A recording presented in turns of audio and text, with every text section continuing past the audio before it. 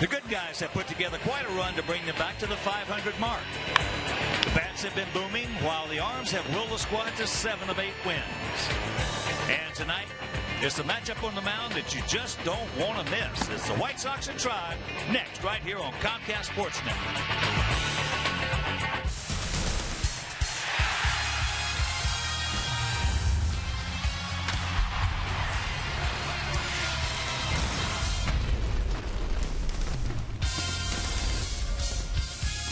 We are coming to you from the city beautiful Chicago, Illinois, where tonight Comcast Sportsnet presents White Sox baseball. It's Javi Garcia, Jose Abreu, Melky Cabrera, and the Sox as they get set to butt heads with Jason Kipnis, Michael Brantley, and the Cleveland Indians. Hi, everybody, and welcome. With Steve Stone, and welcome back. Thank you. I'm Ken Harrelson as we get set to bring you the first of this 4-game set and this 7-game homestand. We'll have 4 of these guys finishing off over the weekend with 3 against Minnesota. But the Sox have been on the roll. They've won 5 in a row. They've won 9 out of the last 12. With every facet of the game, the Sox are getting better and better. And the big factor is they're hitting the baseball and scoring runs. So let's take a look at the last 12, the record 9-3. The batting average is .286, runs per game much improved to 5.2 with 11 home runs, 19 doubles, and a starter's ERA, which is going down to 3.75. So hopefully tonight Chris Sale can duplicate what he did last time out because he's got a tough assignment. That's going to be a marquee pitching matchup tonight, so don't go away. It's going to be Sale against Kluber. Last time out, Corey Kluber threw a one-hitter, struck out 18 guys in 8 innings. Chris Sale went 8 innings, gave up only 3 hits, struck out 11 guys. It's respective aces of their ball club, and hopefully with Sale 3-4 lifetime against the Indians and Kluber just 4-3, this is going to be a very evenly matched game, and the Sox have dominated here at U.S. Cellular Field. Let's hope they do it again tonight. All right, we got 2 hitting streaks as well. We got Abreu with 12, excuse me, Garcia with 11, so sit back, relax, and strap it down. White Sox baseball coming your way.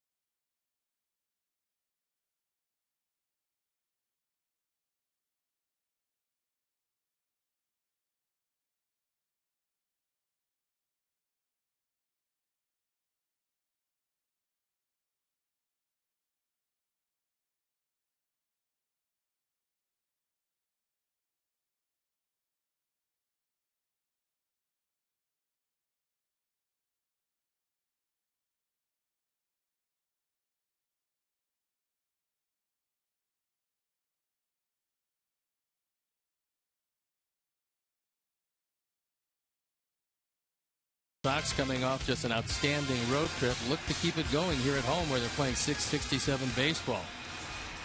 Sox just 3 games in back of Kansas City in the loss column. And as they take the field, let's take a look at how Terry Francona is going to line up his last place Cleveland Indians. Red hot Jason Kipnis is leading it off, and since he's been in the leadoff spot, he's been hitting everything in sight. Then it's Jose Ramirez, Michael Brantley, who's also doing a great job in the early going, Ryan Rayburn, who always torments the Sox, along with Nick Swisher, Mike Aviles, Brandon Moss, Zach Walters, and Roberto Perez hitting ninth and rounding it out behind the plate. The defense and how they'll line up behind Chris Sale left to right, Melky Cabrera, Adam Eaton, and Abisail Garcia. Bobby's been red hot. Connor Gillespie, Alexei Ramirez, Carlos Sanchez, and Jose Abreu make up the infield, with Tyler Flowers getting the nod behind the plate. And our Lexus pursuing perfection starting pitcher is Chris Sale. Off an 8-inning, 11 strikeout performance. His record 3-1, the ERA a little bit higher than he would like, but it's been coming down recently and will continue to do so. Surprisingly, the left-handers are hitting over 500 against him. The umpires for the game this evening: Ron Culpa behind the plate, Brian Knights at first, Dale Scott's at second, and Larry Vanover, the crew chief, is at third. And so, with the temperatures right now around 66, 67 degrees, they're going to be much lower by the time this one ends, as Robin has to be ecstatic about his ball club. For the first time this year, a 500 team. And because they've had such great success here at home, let's see if Chris Sale can keep it going. There's a look at Terry Francona, who historically gets the most out of each and every one of his ball clubs. They really miss Yan Gomes. He will not be here for this series, but will be back over the weekend. So we're ready to play baseball, and I'm ready to turn it over to my play-by-play partner, Ken Harrelson. All right, Steve, thank you. And once again, good evening, everyone, and welcome to White Sox baseball right here on Comcast Sportsnet. So happy you could join us for game 1 of this 4-game set, game 1 of this 7-game homestand. And Chris Sale to Jason Kipnis. First pitch of the ball game, swung on and foul back. Kipnis on a 9-game hitting streak, hitting at .340, 4 homers, 17 knocked in. He started off slowly, but he has really picked it up, and it's not to anybody's surprise. The guy's a good player. Alexei is back there, and that's out number 1.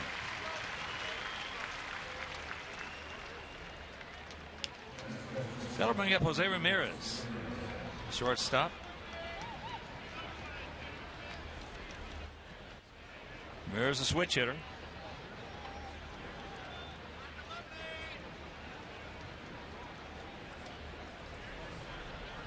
Jose hitting at 168, a homer. He's driven in 4. So the corner's in close as he takes first pitch strike.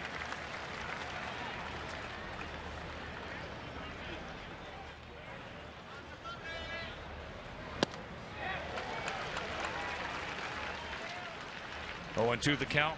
Right now the visibility isn't very good, much in favor of the pitcher, so you want to get in as many innings as quickly as you possibly can with this visibility. And that's in the short right field, and he can't get there. So the single by Ramirez. He's 5 for 6 in stolen bases. Little looper into right field, and because he didn't get a whole lot of it, it doesn't carry out to Avi. Garcia comes in, makes a good effort. When he realizes he can't get to it, you see him smother the ball, making sure it doesn't get away and keeping Ramirez at first base. So here is Michael Brantley. He is their best player. Hitting at .348, 4 homers, 22 knocked in. He's the toughest man in all of baseball to strike out. Number 1 in the league with just 7 strikeouts and 115 at bats. That will be put to the test tonight against Chris Sale, who usually is very tough on the left-handers. Well, he's had a tough time against Chris. He's 3 for 22 as he takes strike 1. As you can see, Michael Brantley doesn't mind facing left-handers. He hit .400 against him. Not too bad against the righties either, but this is not the usual left-hander in Chris Sale. Outfield slightly to the left, about equidistant. And softly hit. Can't get him at first, but 2 out.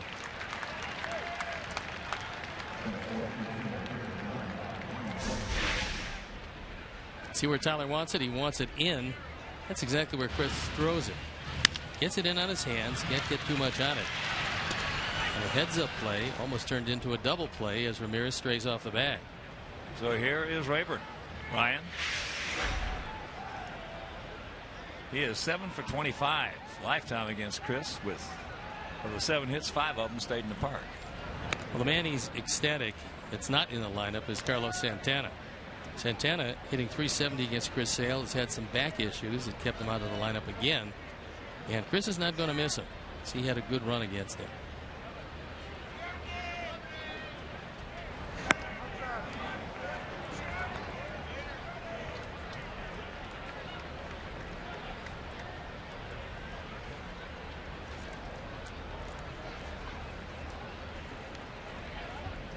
Rayburn.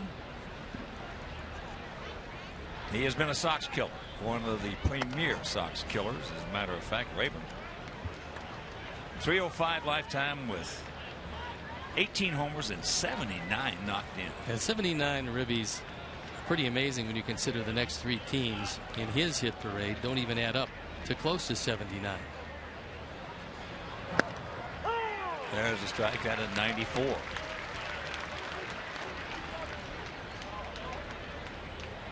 Pretty lofty numbers for a guy that doesn't play every day, but regardless of what uniform he happens to be wearing, he has tormented Sox pitchers.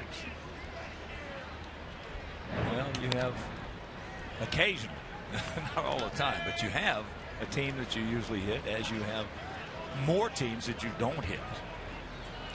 Same through from the other end of it. Sure. There's some pitchers you look at a lineup and there's no way you can get through it. You just feel that way, and more times than not, they beat you to death. Well, Bruce Chin. He seemingly pitched for 100 years, but I do know if he does ever get to 100, he'd still probably be able to throw a quality game against the Sox. It's amazing. Everybody else, handled him pretty well, and gets against us, and our guys couldn't touch him. But that's baseball. That's why nobody knows this game. He gone. And that'll do it after half inning of play. It's Indians nothing and the good guys coming to bat.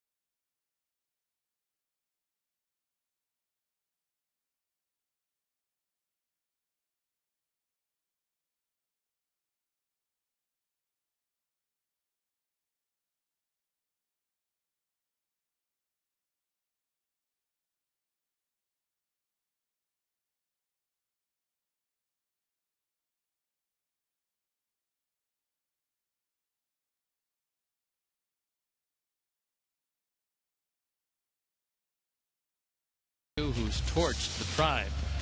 Then LaRoche, Garcia, and Gillespie in the middle, with Ramirez, Flowers, and Sanchez rounding it out. The defense, and how they'll line up behind Corey Kluber, Zach Walters, Michael Brantley, and Ryan Rayburn. In the infield, Aviles, Ramirez, Kipnis, and Moss. Roberto Perez behind the plate. And our Lexus pursuing perfection starting pitcher is Corey Kluber. He's just 1-5 this year. The Indians have only won 1 of those previous 8 starts. He hasn't gotten a lot of run support, but last time out, if you strike out 18 in 8 innings, more times than not you're going to win that game, and he won his first. And before we show you our picks to click, you at home select yours. Kluber, 29 years old, 6'4", 215 pounds, out of Jacksonville, Florida.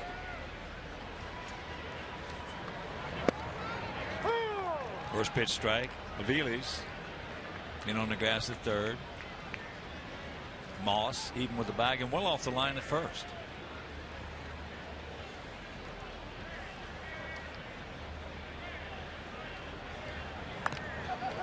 Checks it up, fouls it off. Mickey Callaway, the fine pitching coach of this Indian team, had a talk with Corey Kluber, and he said to him, look, your curveball's great. You're just throwing too many of them. Get back to what won you the Cy Young Award last year by using your fastball to set up your wipeout pitch. He can pinpoint his fastball, always has been able to, and the curve, if he gets ahead, nobody hits it.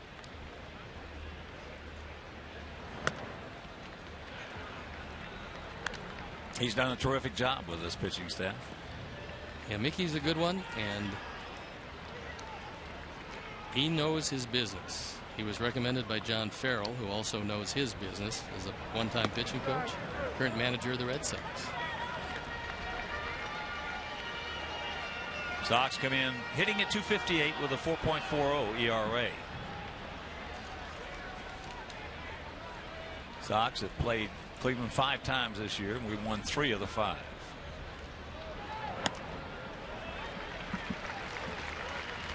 Ron Culpa almost decided to raise that right hand, thought better of it as that ball was up and out of the zone.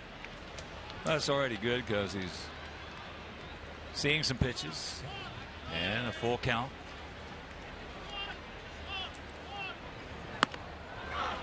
So 1 out.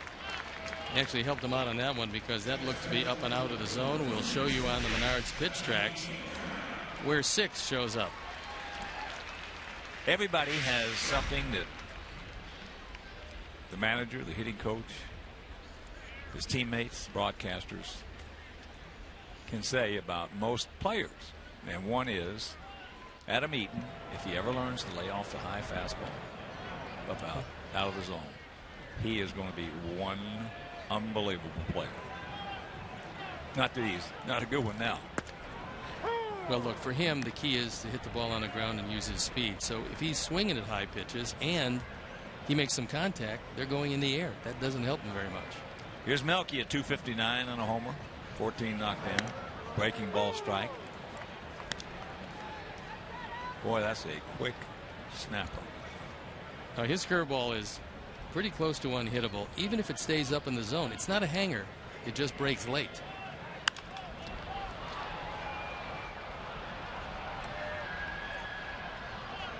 There are guys that can throw high curveballs that are not hangers. When that Oakland series just completed, what was the thing that made you happiest besides the fact that they won 3 in a row in Oakland for the first time in a while? Since 1997. Yeah, about this ball club. What was the thing that made you the happiest watching this team out there? Well, it started in Milwaukee. And it just, you know how it goes. When we started off poorly this year and lost 5 in a row, because there's a chopper. When you lose and playing poorly, that's baseball. And we talked about it. That's baseball. And it might not be the last time we lose 5 in a row this year. Because I'm pretty sure that'll happen at least one more time. Yeah, you know, it's not who you play, it's when you play them. And those teams caught us at a time we just were not playing well. As he gets him, boy, that's nasty. So out number 2. Right now, let's check out our picks to click tonight. Jim Angio, our director of the crew, was Eaton. He's going with Connor Gillespie. And Mike Mazza, Kenny Wiz. All the guys at the ticket office. Tommy Sheridan. Nick. Tom Eichstadt. Pete Catazone. Laura Arenas. Mary Weiss. We're going to go with Cabrera. Well, as a testament to just how good that curveball is, last year when Corey won the Cy Young Award, he threw 235 2/3 innings, which is good. He struck out 269 guys, which is great. Well, so far, we're just in the first inning here, and that's the best curveball we've seen all year. Now, he's got a dandy. You look at those numbers, they're startling. He very much deserved the Cy Young Award. And to give you an idea what he thought of his catcher, Yan Gomes, when he was awarded it in New York, he took Yan Gomes at Corey's own expense and brought him to New York. That was the trust he had in his catcher. Yeah, we've seen curveballs that are bigger breakers, but you're not going to see a curveball tighter and quicker than the one we've seen already here in the bottom of the first inning. You get a guy with a breaking ball like that, you got a big problem. And last time out, 18 punch outs. Indians have had some fantastic pitchers over the years, including Sam McDowell, who had to this day the best stuff I've ever seen from one guy. And that's the most he ever had in a Cleveland uniform, was 18. Pretty amazing performance. Well, Sam had 325 strikeouts one year. So he strikes out the side after 1-0 score.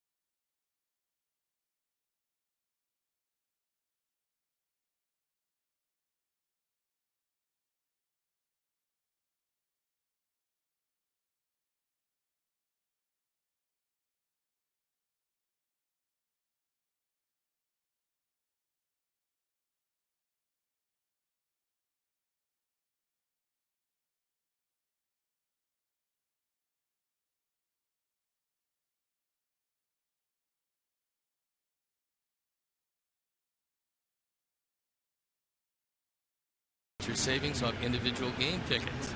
Pick 7 plans start as low as $55 per plan. For tickets or more information, visit whitesox.com or call 312-674-1000.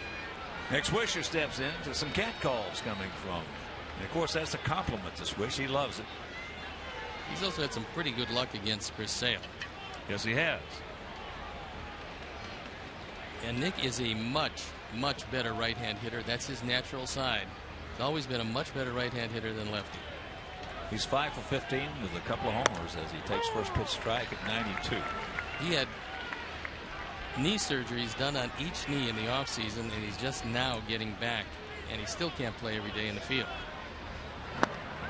Nick's been a good player. When he was with us, unfortunately, he just absolutely was mystifying, could not handle a changeup.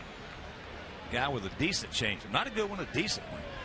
He just couldn't handle it. He had some problems, and it was asked of him to hit leadoff for a time and play center field. Well, that's asking a man to do something he can't do. I was going to say, neither of which he can't do very well, so things didn't work out. But he got to the Yankees where he didn't have to be the player. He was just a player. And they had a team of stars, and he fit very well into that Yankee group. I love Swish. I think, he's a lot of guys, they got mixed emotions about him, but I love him. He plays with a lot of energy. That gone. Yes, he did. One out. It's a straight change. It's out of the zone. But when you're ahead of the hitter, you can do this. If you're behind, he doesn't even offer at it. But we look from the side, and you can see that, yes, indeed, he did go around. Made the right call. Yeah. So here's Mike Aviles, and we certainly hope that his daughter is getting good treatment, which I'm sure she is. Just came back from the list, family list. And he's been another guy who's hurt us over his career. He's hitting .288, a couple of homers, driven in 4. When he does hurt us, more times than not, it's into right or right center field. Plus, against us, he has thrown some leather. You look at those numbers career-wise, they're pretty impressive. Nice numbers in 76 games.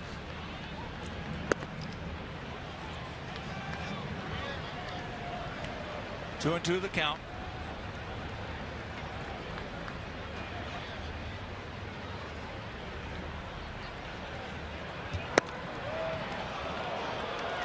Just off the corner.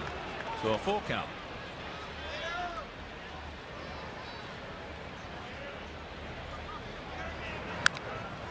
Change up. Chris has supreme confidence in that changeup. You won't find a lot of guys throw as hard as he does with the type of slider which he has. That'll throw changeups on 3 and 2, but he doesn't. That's a can of corn. That was another 3-2 change, and Aviles just couldn't wait back long enough. So here's Brandon Moss. Hitting at .229, 5 homers. He's driven in 23. You love to see dads explaining the game to their young children, bringing them to the ballpark. It's a beautiful night so far. And that perpetuates the game. Fathers and mothers bringing their children to the park and letting them get the joy that all of us have felt the first few times we came to a ballpark. There's a strike. Not a cloud in the sky here in the City Beautiful.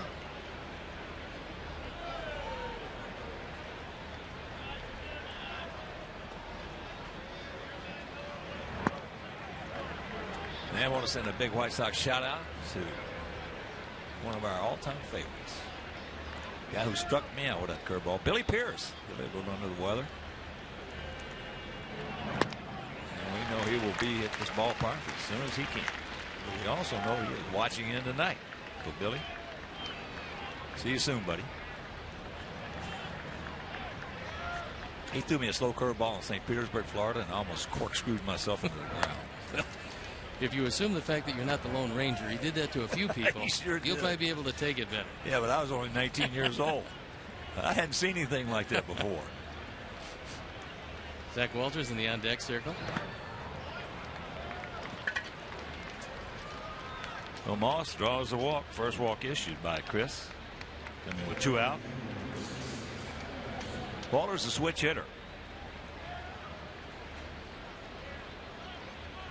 Scott Reifert gave me the list of the 50 best games as scored. 109 points to the #1 pitcher all time, Jack Harshman, and down to the number 52 pitcher all time for White Sox, and it's graded on a scale of effectiveness, strikeouts, innings pitched, few walks, and Billy Pierce is 5th on the all-time White Sox list back in 1959. He was credited with a 100-point game. He also is on this list 5 different times, which gives you an idea how good he was. Well, he was a stud. There's no question about that. He shovels it over to Carlos. So they'll retire the side. Go to the bottom of the second. Still no score.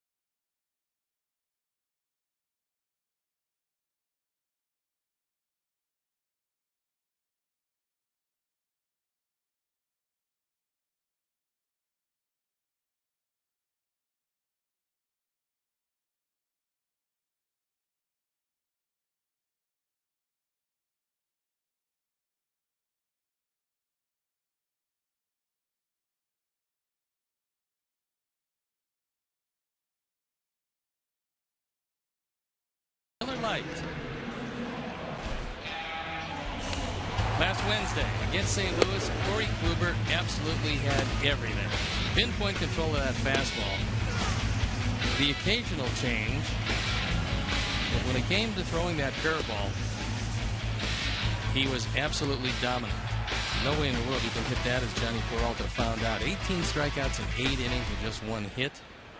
What a performance. Well, it's not the fact you can't hit it. It's the fact you can't lay off of it. No, it's late breaking and it's tight. I don't think you can pick up the spin near as well with him as with some other guys with good curves and sliders. So here's Adam as he takes first pitch, fastball strike. Right at the bottom of the zone. Adam at 238, 4 homers and 16 RBIs. Had a couple of big hits on that trip. She's just getting in town tonight here. We started off 3-game set in Milwaukee. We lost the first game. Won the last 2. Then we go to Oakland. And for the first time since 1997, swept the A's in a 3-game set. Did not check it up. And that's out number 1. So that's 4 strikeouts in a row. This one up and out of the zone. And Kluber has gone back to establishing that fastball. That's one of the reasons why I got off to the slow start. But when he has 2 strikes on you, 72% of the time he throws a strike. So he goes after you from the beginning and doesn't waste anything. Well, he's faced 4 guys, struck them all out, and he's only thrown 19 pitches. We're looking for a foul ball. It's the first thing. There it is. Okay, now they can get to work. Well, if you're sitting in that dugout or before the game, but if you're sitting in that dugout and you see the kind of breaking stuff he's got tonight, you got to say to your teammates, boys, don't even think about hitting that curveball. But when that fastball comes, I don't care where it is, you better try to put it in play. There was one at 94. Kluber signed a long-term deal. The Indians rewarded him with a contract that was certainly club-friendly if you consider the years he has ahead. It was for $38 million. But that was the first year he really put everything together, and I think he was thinking about lifetime security, and justifiably so, and he also was thinking about staying in that Indian uniform for a while. Considering the fact he just turned 29. Avi with that 11-game hitting streak going for him. It took Kluber a while. He started back in 2007. Made all kinds of trips up and down before finally establishing himself. Really, that happened in 13 where he was 11-5. There's that breaking ball. Best one we have seen all year.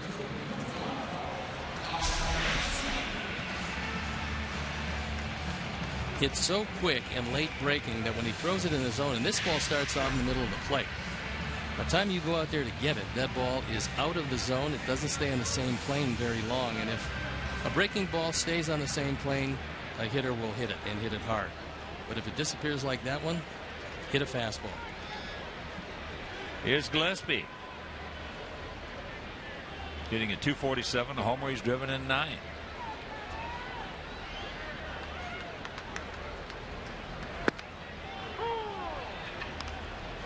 That was a backdoor cutter. If he starts throwing that one also in the zone, boy, Chris better be real good tonight. He among other guys.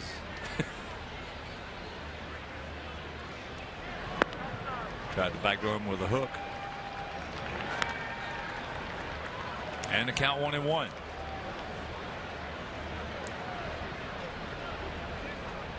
Yeah, if you're a hitter and you're going to stand in the same place in the box against this guy, you're at his mercy. What you got to do is do something in your mind to give you some sort of a sense of control. And this is a heck of a lot easier said than done. But you better try to find some way. And for me, it would be for a right-handed hitter stand right on top of that plate. I mean, right on top of it, and make him throw you a fastball. If he hits you, he hits you. At least you get on base. There's a breaking ball. Kluber gets over there. So he's retired 6 in a row, 5 by strikeouts.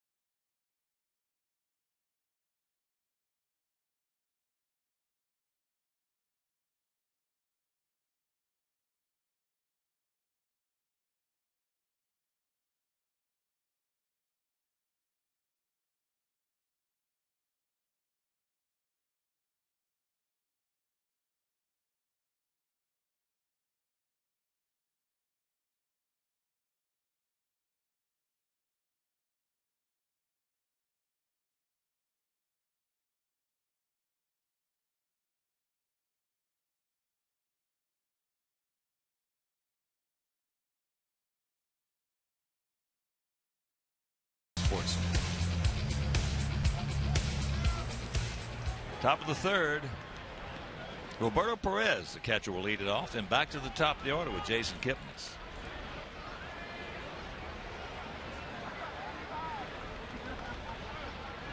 Chris is throwing the ball well. And certainly Kluber the same. These are the kind of games here that, as a player, you love to play. This is one of those games where you figure the first mistake might do you in. The first mistake could be the last. Yep. When every pitch is meaningful, every pitch is important, every play is important.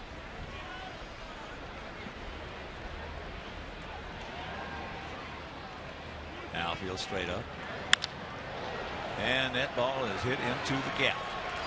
So he's going to start it off here in the top of the third with a double. And that will be his second two-bagger of the season.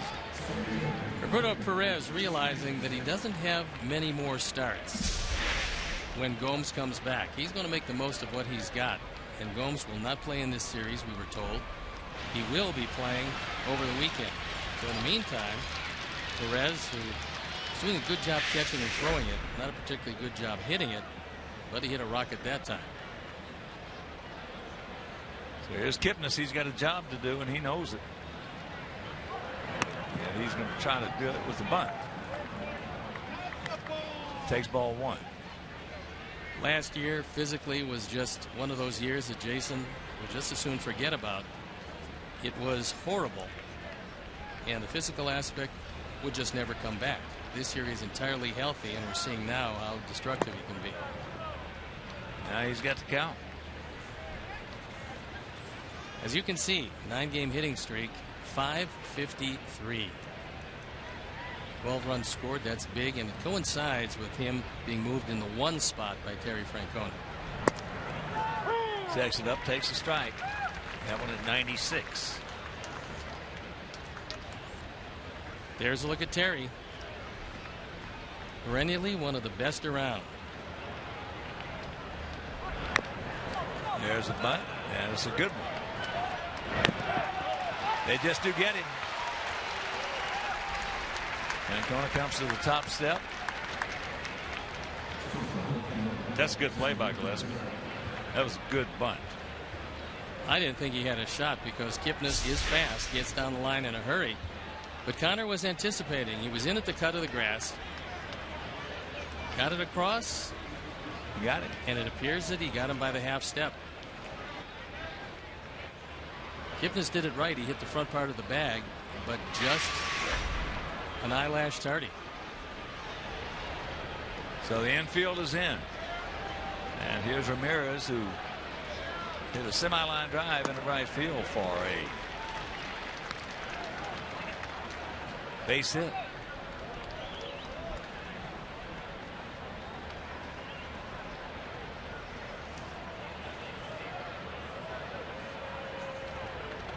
His age is 22 years old. And he can bunt, something to bear in mind. He's going to have to do it with two strikes. Not at 0-2, but he leads this team in sacrifices with 4. This would have obviously been an RBI situation. All right, Tyler, be on your toes, buddy. Hard high or slow low.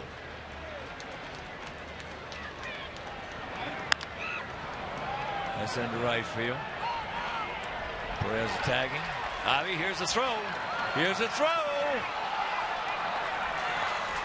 He scores, and it's 1-0 Indians. Good throw by Avicii. 2 sacrifices in a row, one of the bunt variety, this of the fly ball variety. That's one of the things that Chris probably should re-examine is with the infield in, you need strikeout or ground out, because Ramirez is thinking about hitting a fly ball. Didn't get a whole lot into it, and Avi made it pretty close, but it's 1-0.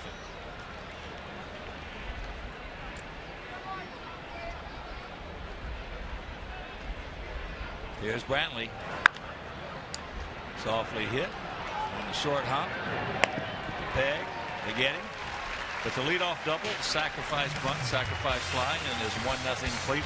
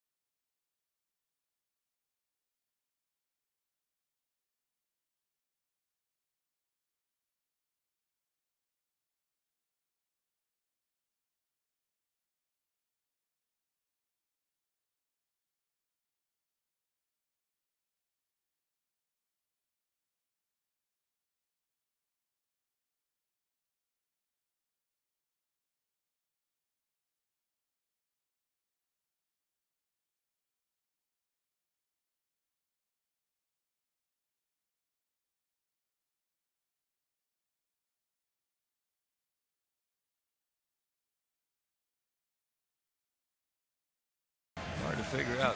Two brothers, a better tandem than Tony and Phil. Complete opposites. And then you take a look at Terry Francona. The reason why he's been as good as he's been, and it's measurable, 10 consecutive winning seasons. Pretty unbelievable. Now, granted, he had some good teams in Boston, but he usually gets the most out of whoever it is he's managing. I know they love him in Cleveland. Here's Alexei. Kluber's retired the first 6 in order, 5 via the strikeout route, and it's popped up in the short center. Yes. So 1 pitch, 1 out.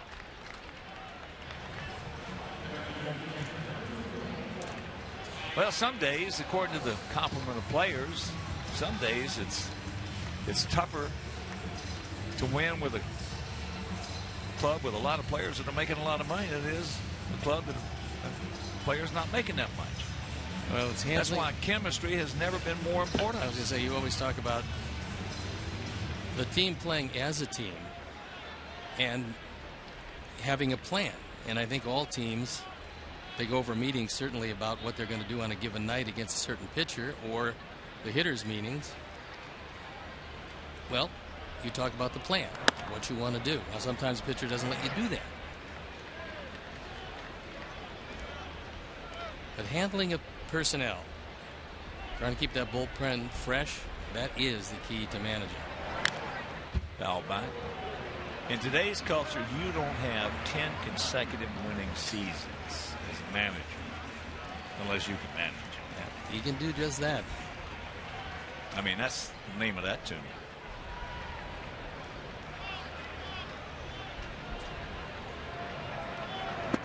There's that hook. You can just, from up here where Warrior City, you can just see that thing. You can almost hear it. It looks like a redirection off a hockey stick is what it does. looks like. It's going in one direction, all of a sudden it just dives. That's a good call. It's exactly what it looks like. And there it is again. 6 strikeouts, 2 down. That's exactly what it looks like. The key here is the late break, because there's a lot of guys throw good curveballs. Very few of them throw one that breaks as late as that one. So well, we said in the first inning after he'd thrown 3, this is the best curveball we've seen all year. And Terry Francona, all the time that he was struggling, said, look, we got to stay with this guy. You can't get concerned about him because he's going to have one breakout game, and then he's going to be like last year's Corey Kluber. That breakout game probably was last time out.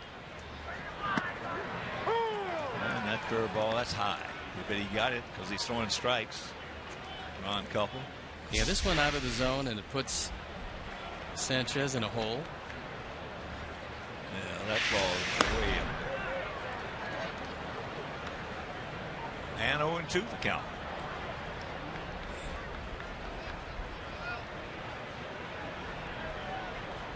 Carlos is a very good young player, with the emphasis on very young. Got him. That's a good pitch. But he missed the first one, put him in the hole. Meanwhile, 7 strikeouts in 3 innings. Blue.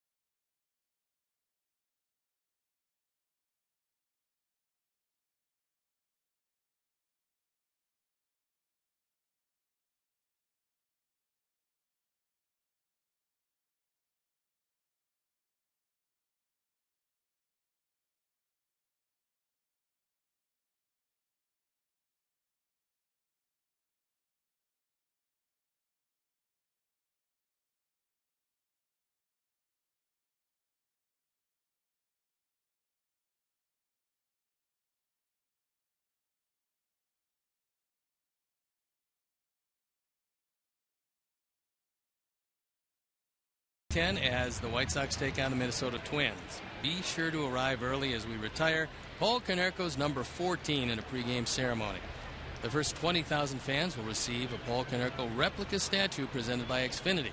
Xfinity, your home for the most live sports, and there is that handsome statue. This is a real keepsake right here. This is a nice giveaway. Wow. Paul Konerko. Right now, very few seats remain. They are selling standing room only, and that one will be a complete sellout. And we hope so will the standing room only. Brian Rayburn. There's a chopper. Nice.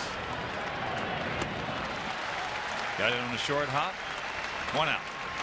That's a good job by Connor because he chose his hop. If you wait back on this, you're probably not going to get it. The ball eat him up. Yeah, so you come in, you play it aggressively, you smother the short hop, make sure the glove is down, which he did. You can come up with that hop, you just can't go down with it. And he did a nice job.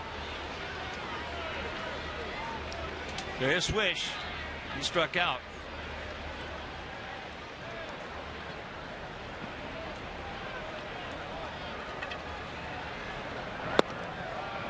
Can't get that change.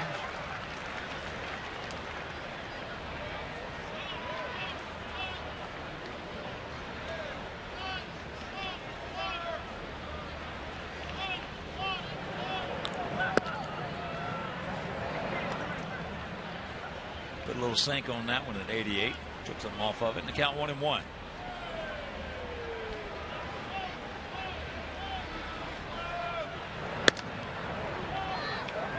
And that one at 96. A foot quicker than the previous pitch.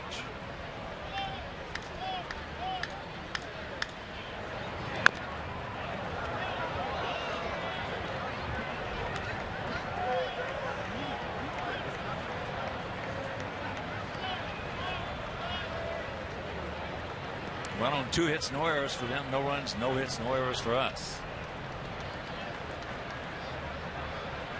Kluber struck out 7 of the first 9.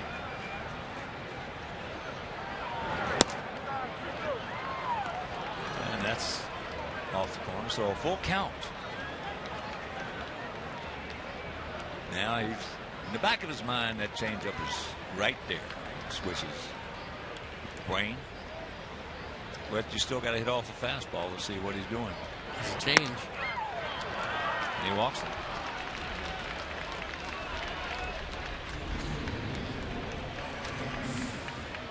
To pass along best wishes, a friend of mine, Mike Lepore, his wife Mary Lee is a huge Sox fan.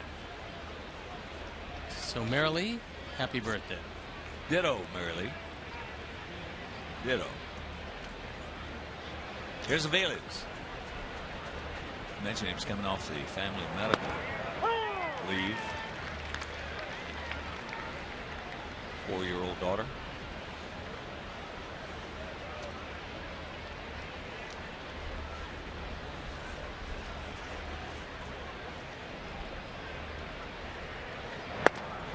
And there's a strike.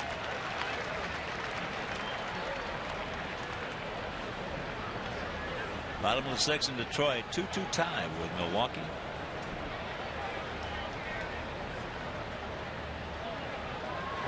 Yes, he did.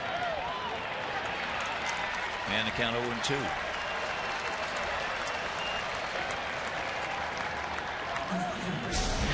K-zone. Sweeping slider down and in. Oh, that's it. That's all she wrote for Aviles. Yeah. He only gets the third. And he got him. I was trying to give him 4. He would like 4. He needed 4.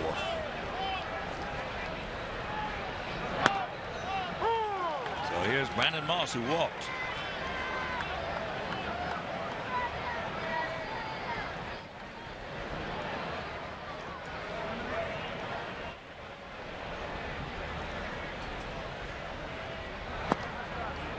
Indians acquired Moss to duplicate or maybe exceed the performance that they got out of Travis Hafner a few years back. Jason Giambi the last couple of years. They needed a left-handed difference maker, and they felt Moss would be the guy. That's trouble.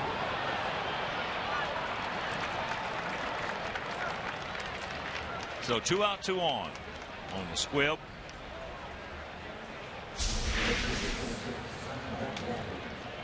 This is a very good pitch. Moss is able to just get a very small portion of the bat on the ball, and that ball that far fair is never going to roll foul here. And Connor knew that. So here's Walters. Zach Walters. He's 0 for 1. Hit into a 6-4 fielder's choice. This guy's got some pop.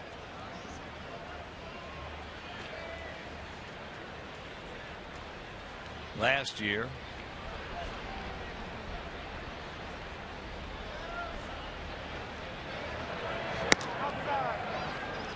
in 30 games with Cleveland, had 7 home runs. And between Syracuse, Washington, Columbus, he had 27. The year before, he had 29. So he's used to lifting. Ooh, I love that finish of his. He's got a little speed on that swing. He came over from the Washington Nationals in a deal that sent Asdrubal Cabrera to the nation's capital. That was last year, right at the trading deadline. Indians knew they were getting themselves a very powerful young hitter.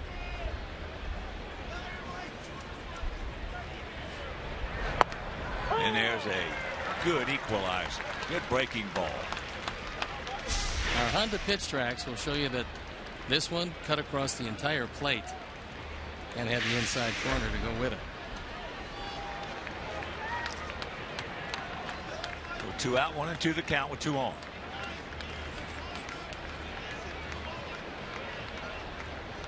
If it ain't broke, don't fix it. Change up low and away.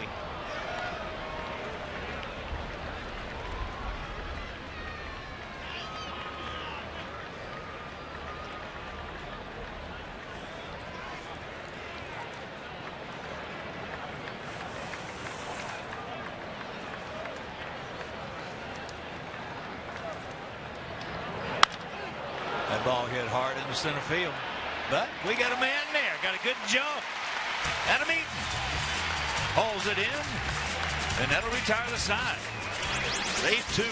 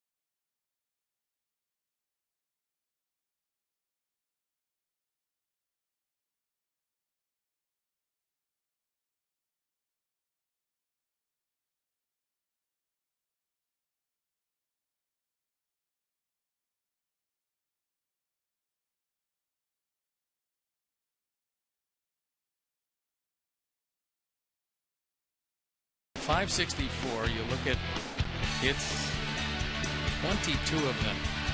9 home runs, 22 driven in, 18 runs. The on-base percentage, the slugging percentage, otherworldly. And the National League Player of the Week for the 2nd straight week. And as far as the comparisons with Mike Trout, Trout did it earlier, did it very well. Bryce Harper is younger than Trout, and he's just starting to do it. Yeah. Trout's 23. Yep. Harper is 22. Both pretty amazing players. Well, very seldom you have 2 come into the baseball like that. More or less the same time. We're just getting so many good young players in this game. It's nice to see. Top of the order for us here in the bottom of the 4th. We trail at 1-0. Adam struck out, swinging on a 3-2 high fastball.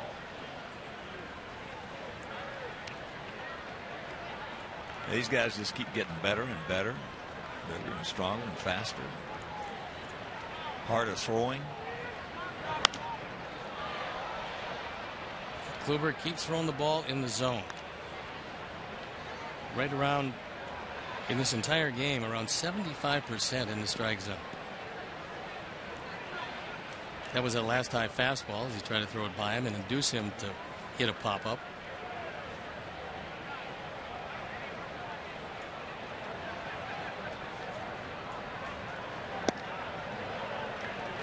Tried to ace him like he did Sanchez.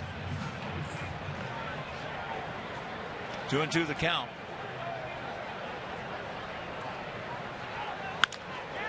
That ball hit hard in the center butt, right at him. So that's an Adam ball for Eaton.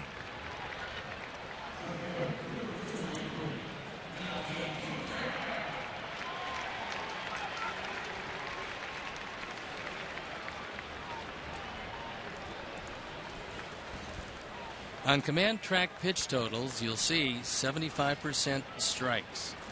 First pitch, 7 out of 10 at 70%. First ball strikes. That makes for a defensive at bat. And of course, he hasn't walked anybody in Fanning 7.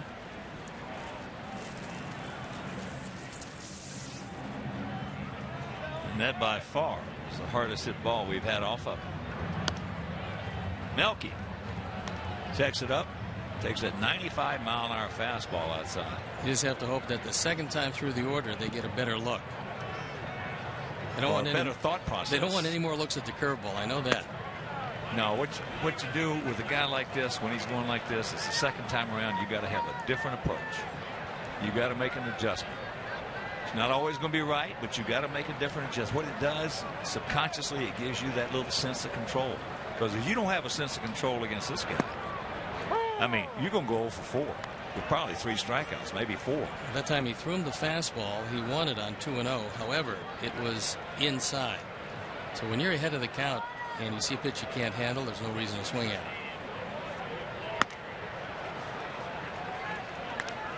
2-2.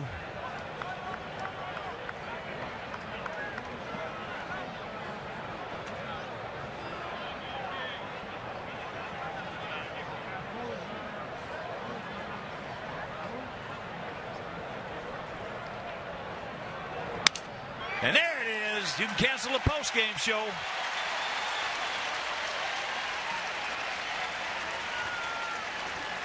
That was a pretty good curveball. It was on the inner portion. Onto pitch tracks will tell you that it was at the bottom of the zone, but certainly too close to take. And his broken bat turned into the first hit of the night.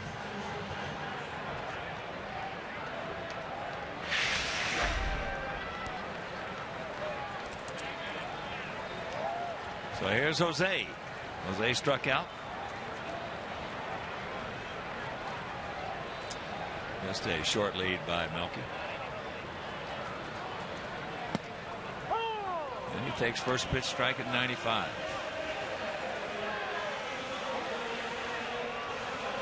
He's trying to extend that 12-game hitting streak. And during that streak, he's got that batting average way up there. Well, right now, the last thing on his mind is that 12-game hitting streak. No, he's just trying to get a fastball he can hit. That first one was in the zone. And there it is, 13. So back-to-back singles.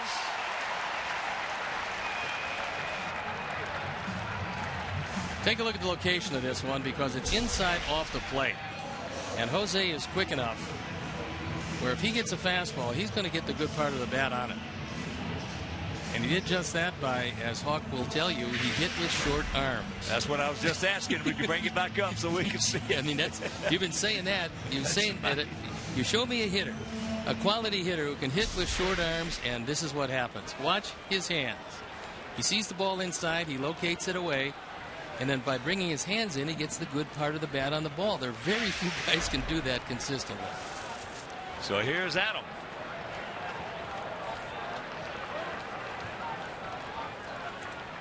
Adam on a check swing strikeout. Looking for it, got it. And that ball was up and out. If he barrels it up, it's going into left field, maybe over the head of Zach Walters. Well, it's a strike and probably a little bit higher than Adam would have liked it if he had his choice. Of course, you don't have your choice, but he can put a charge into it, especially when it's down. He will hit the occasional high fastball, although not up and away like that. You know, I mentioned before, if I was a right-handed hitter off Kluber,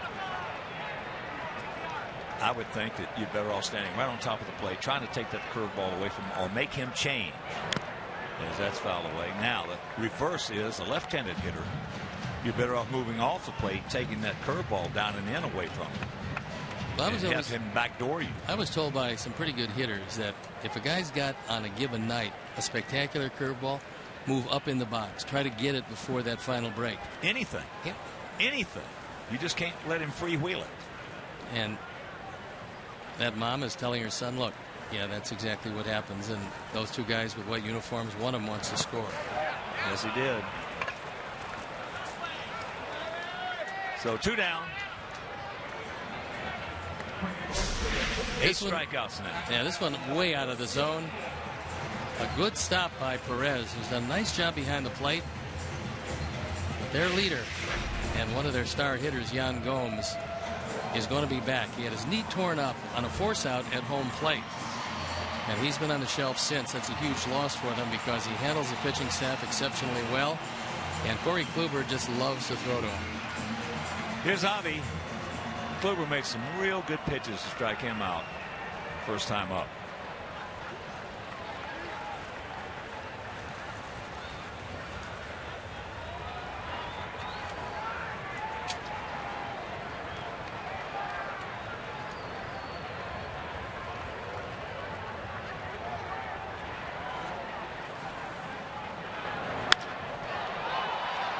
ball hit in the right center field. It's hit softly.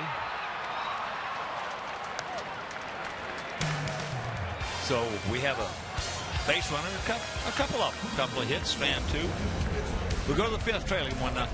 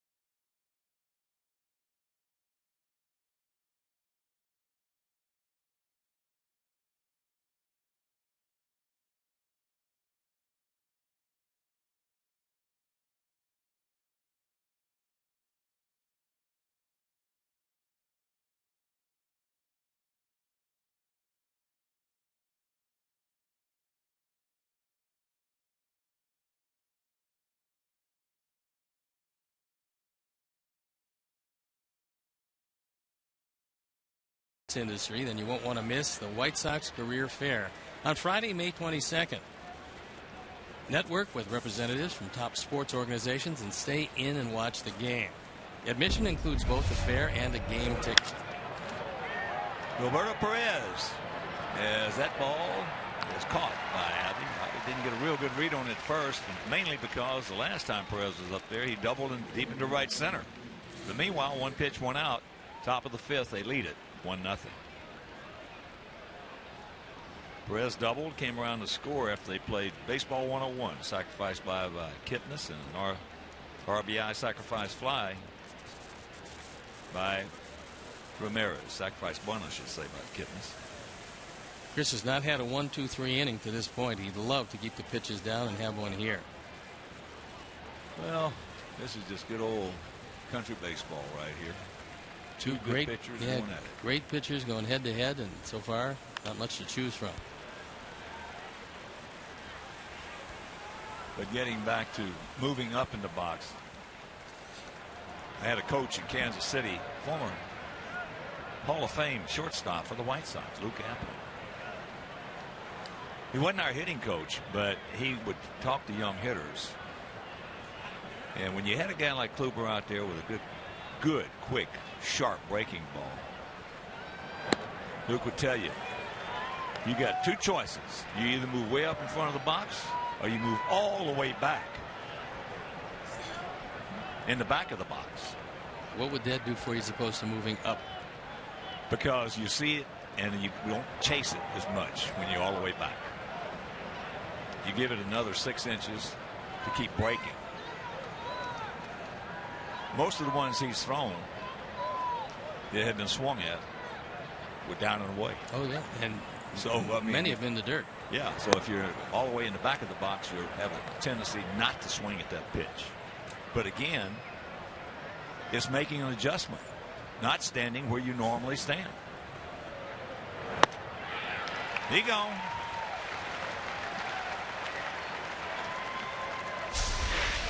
Some high heat at 97. Throws it right by Kipnis. Yeah. Gives you an idea how tough Chris usually is as the K-zone reacts. But Kipnis a good hitter who's been red hot. And he's held him 0 for 2 tonight with that strikeout.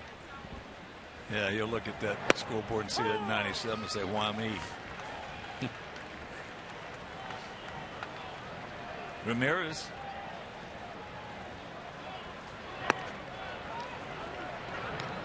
This little guy's had 2 good at bats, one for a single, one for a sacrifice fly.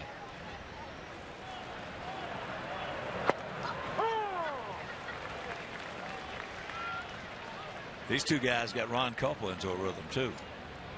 Both guys throwing strikes. You might as well keep calling them if they're close. Yep. Got to hurry. A hand. Nope. Too quick.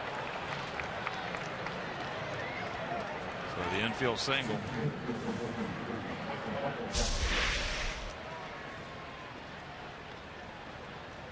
Just barely gets a piece of that slider.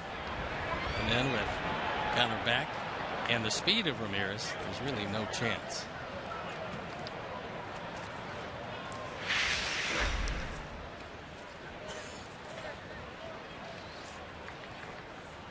Here's Brantley. He has hit a little soft looper to Alexei and hit a soft ground ball to Alexei. Ramirez, pretty good base stealer. He's 5 of 6 in that department. The leader is 6 of 6. That's Michael Brantley. This Indian team has swiped 20 bags. They've been caught 8 times. And if Ramirez wants to get aggressive, Chris will pick him off first base. He's got a pretty good lead. And here's a pretty good fastball for a strike.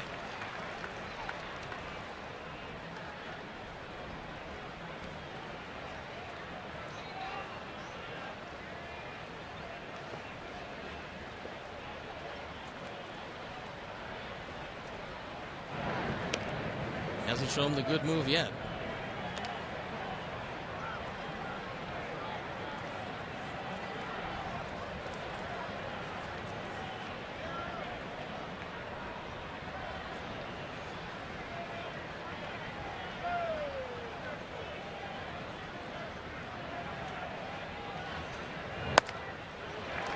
There's some high gas at 94.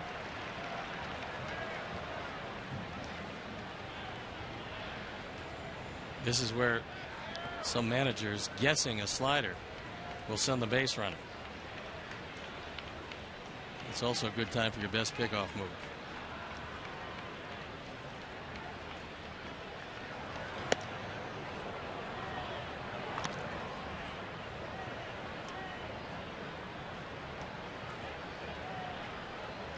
Two and two. Check that 1 and 2.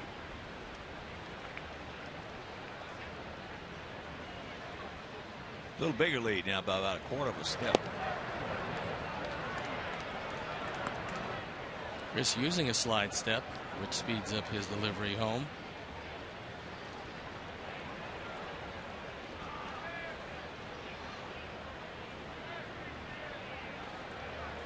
Brantley is a good all-around player. There he goes. Nope. And he gets him on that sweeper. He gone. 5 strikeouts for Chris. We're halfway home. We trail it 1-0.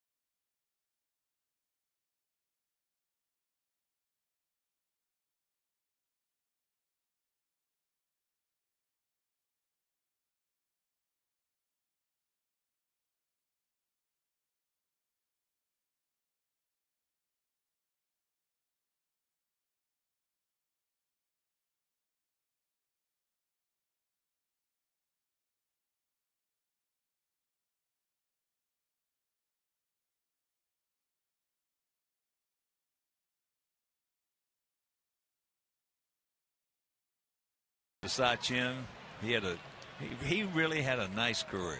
22 years? 22 years. Yes, sir. And not a hard thrower. 22 years of cunning and guile.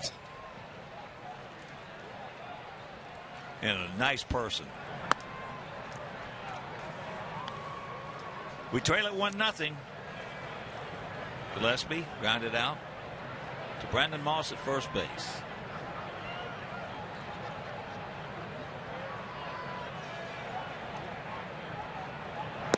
"22 years as a pitcher." Wow. What Nolan have? 27? The most amazing thing about Nolan's run was that he never made any concessions to the aging process. He still threw awfully hard when he was ready to hang it up. Well, he did. He was throwing, because that's foul back, he was throwing in the mid-90s, 95, 96 when he retired. In many games, threw over 200 pitches. 27 years he pitched. Wow.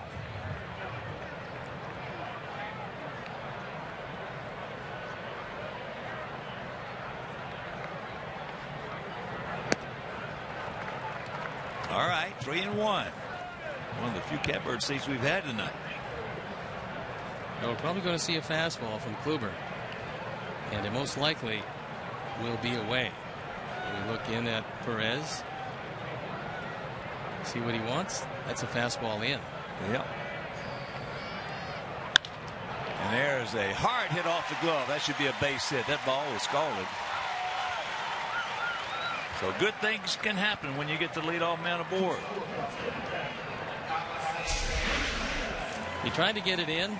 That ball eased back over the plate. It is indeed a base hit. Tough one, Hopper. Kipnis cannot get to it. So a promising way to start the fifth in a one-run game. Well, all things considered, Alexei should be as good a fastball hitter as he is, and where he stands in the box, should have a good opportunity to be effective against Kluber, because he's up in that box more than any other hitter we have.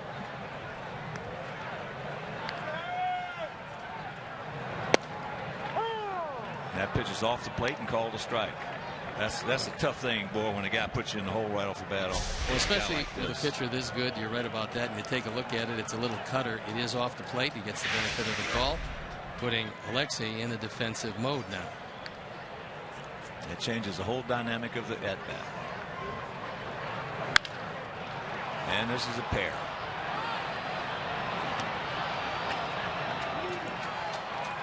So 2 down. That changes the whole dynamic of the at-bat. Ramirez to Kipnis to Moss. He got the ground ball he wanted. And Connor went in as hard as he could go in, but the throw was off before the contact came. And for your second baseman, that's all you want. That's an awfully long underhand toss. But he got it there in time and kept his foot on the bag. That's where one pitch can change a ball game. It took Alexei from being offensive to defensive. So here's Flowers. He struck out on that hook.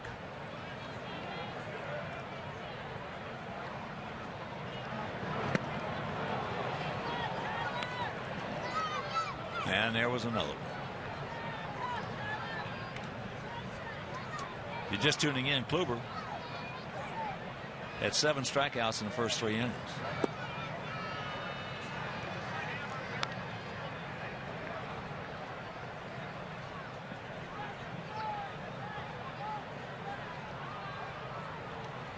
Outfield straight up, spread out.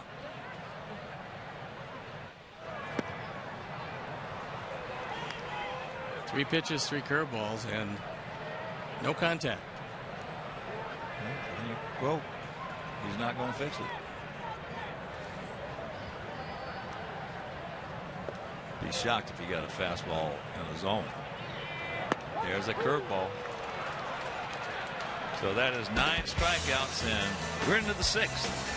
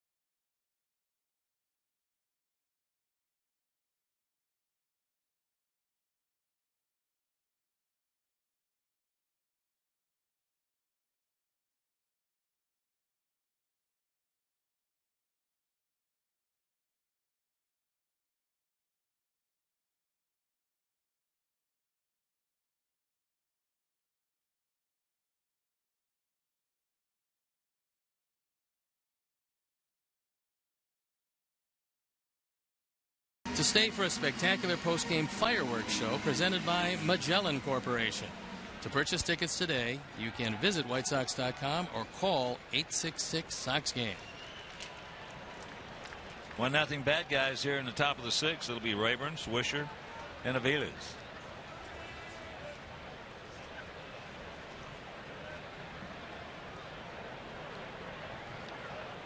Rayburn has struck out and grounded to third. Goes through that one.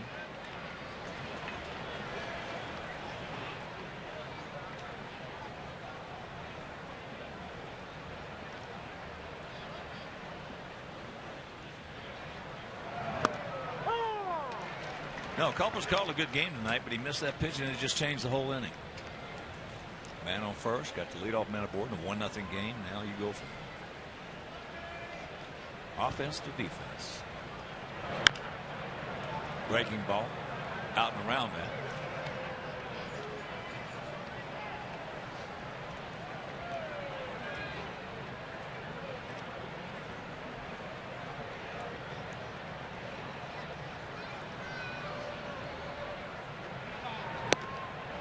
That's low and away. 1-2.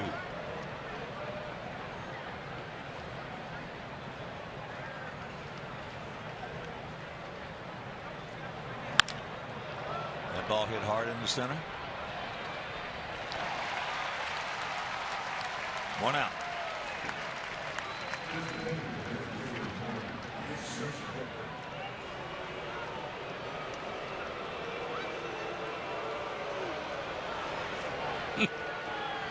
A warm greeting for Switch.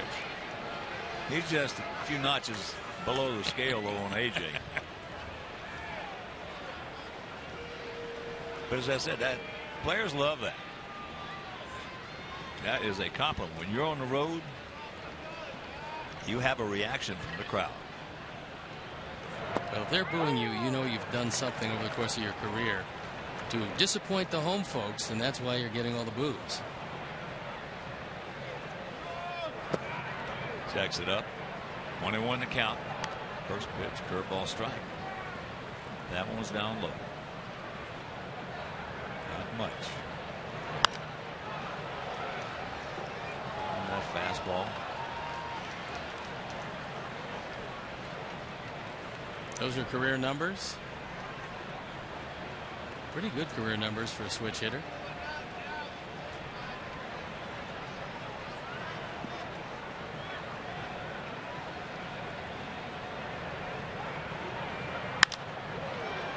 That is high in the center field.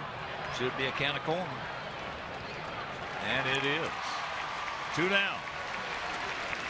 Yes, some places, though, you go, and it gets to be nasty sometimes. I remember going into Detroit. I had a 3-run homer to put us ahead. And I go out to right field, and all of a sudden I heard this zip. I heard a zip. Zip. I looked down. He had ball bearings as big as a big marble just flying by my head. That's not a real good thing. All of a sudden now, there's a half pint bottle that comes out as that's into right field. And that'll retire the side. So a quick 1-2-3 inning. We go to the bottom of the sixth. Sanchez, Eaton, and Cabrera. That'll get it done.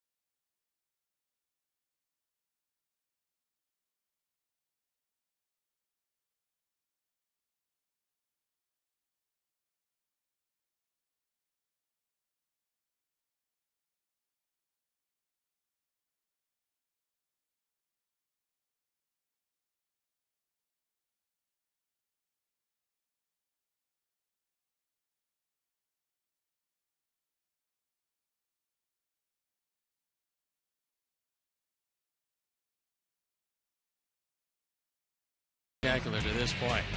He has the lead. He's also had a whole lot of strikeouts. They've been on fastballs. They've been on backdoor cutters. Mostly on that curveball. And that curveball has proven to be unhittable. It's Band-Aids. Given up 2 hits, 3 hits, and no runs to this point.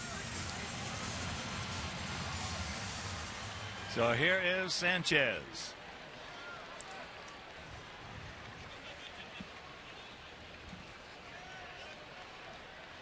Yeah, but to finish that story about Detroit throwing those ball bearings, all of a sudden somebody threw a half pint, landed about 1.5 feet, 2 feet from my right foot, exploded.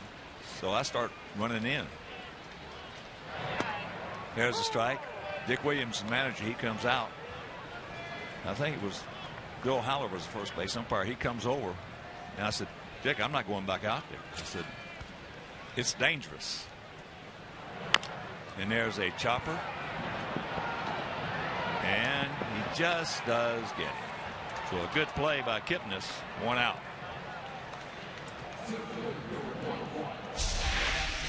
Kipnis realizing he's got to get to this ball quickly because Kluber can't get to it. He's able to corral it with the glove and still get the throw off in time. That'd have been a good man to have aboard, but Kipnis was having none of it. So here's Adam Eaton. He struck out in line to center. So I told Dick Williams, I'm not going back out there. Haller's standing, I think it was Haller. And Dick looked at the umpire and says, are you going to forfeit this game? They keep throwing it. He says, yeah. He looks at me and he goes, Hawk, he says, look, you got 2 home runs and 5 RBIs. If they forfeit this game, it's going to be 9-0. You're going to lose 2 home runs and 5 RBIs. I said, give me a helmet. To put on, I was going to say, put on the helmet or the catcher's gear and go back out there. Yeah, that's what I happened. I went back out there. The next day, Fetzer, the owner, did not let anybody sit in those bleachers in right field. So it can get nasty when you go into a strange town that you've had good luck in. 1 out, 1-1 to count.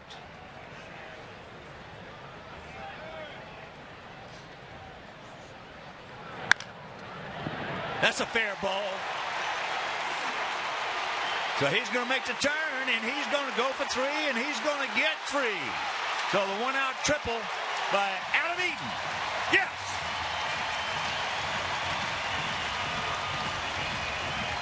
His second 3-bagger. Fortunate part of that, it is the bottom of the 6th and a 1-0 game, but they weren't playing over toward the line. You see how far off the line Moss is. He has no chance for this. And Adam realizing that's going to be 3 bases. There's no way Raber can get to the ball in time to stop me from going to third. Now it brings the infield in at all 4 positions. So here's Melky. Melky is 1 for 2. Picked up our first hit with 1 out in the 4th inning. Line shot up the middle.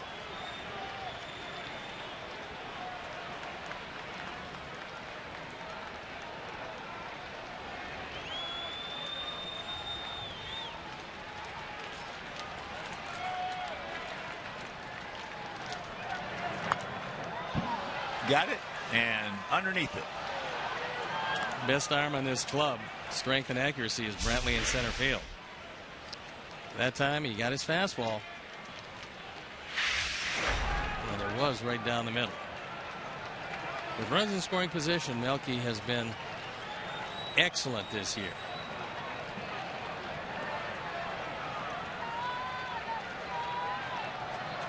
Perez to the inside, and stay fair. It won't. Dadgummit.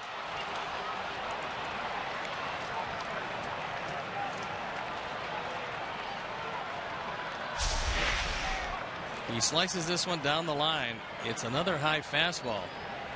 But unfortunately, with Larry Vanover on the call, it is fouled by about 1.5 feet. Melky, at the very least, has got to make contact. If you're Adam Eaton, you're looking for anything in the dirt, anything that trickles away from Perez.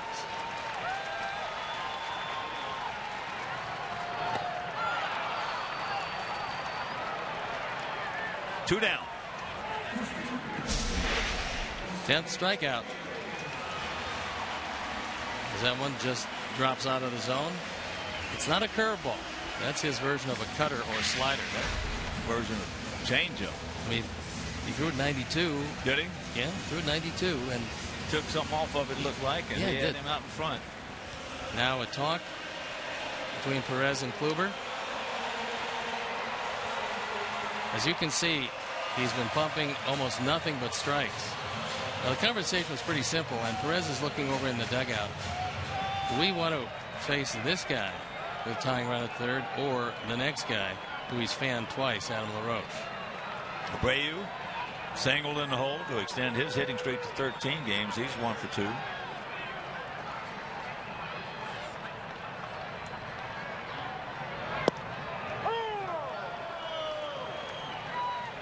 At the bottom of the zone. Another robust number with runners in scoring position.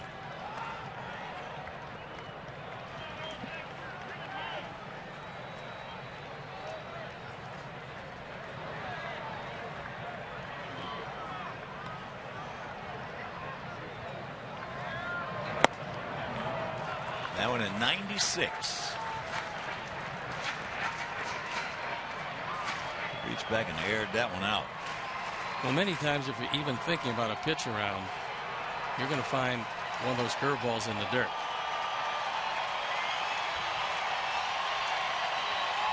There is the curve. Let's see if he keeps it out of the dirt. Nope. Here he comes. He's going to try it. He's safe. Ball gets away. And that's what you have to do, is anticipate the ball in the dirt. And Adam Eaton just took off. This was a big gamble that he won because he realized you're not going to get many shots at Kluber. So the contact knocked the ball out of the glove of Perez. And it's a tie game. That's why if you're going to pitch around, just put 4 on. Because you are going to get a breaking ball probably in the dirt, and that's exactly what happened. Goes as a wild pitch. Heads up base running. Aggressive base running. And it's a brand new game. Well, we talked about that in Oakland the other night. Now, he was out if he holds onto the baseball. He didn't, and he's not. And that's why you cannot leave that up to a pitcher. If you want to go around somebody, you have got to put up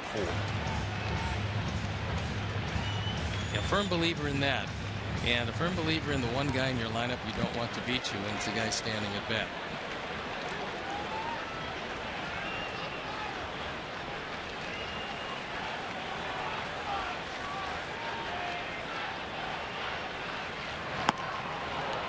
He got him, but we catch a break, take advantage of it. Adam Eaton with the triple, scores on the wild pitch, and we are tied at 1.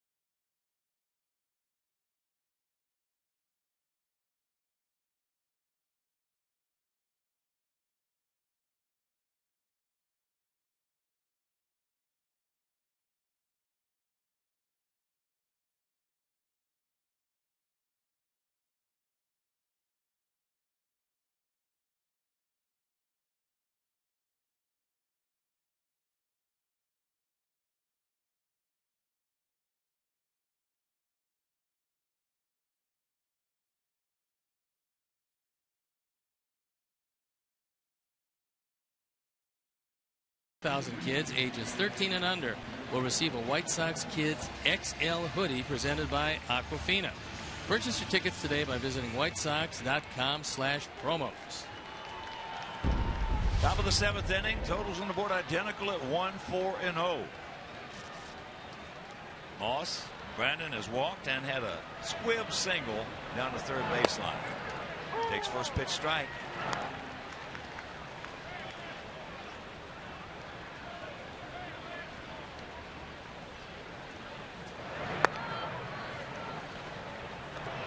One. This will be pitch number 92 coming up.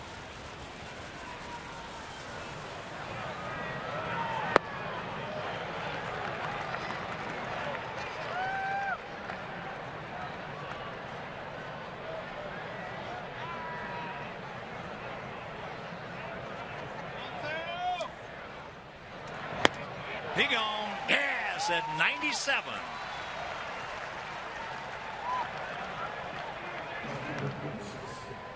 The only way that you can score on this play is to anticipate the ball in the dirt.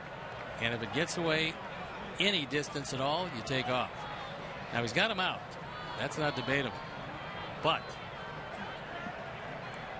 his hand hits the plate. He drops the ball. Tie game. Zach Walters has hit into fielder's choice, 6'4", and then lined hard to center field. He's got some pop.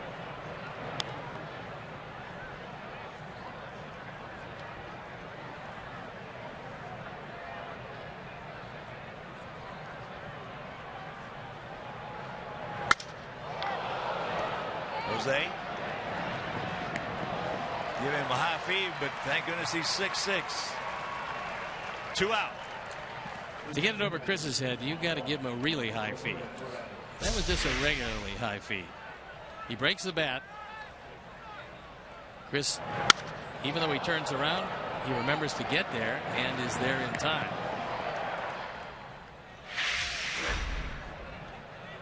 And Tyler goes out there wisely to just give him a minute, catch his breath. And from command track, total pitches, 65% strikes. First pitch strikes 18 of 26. It's been a very good night and a wonderful pitcher's duel between these two guys.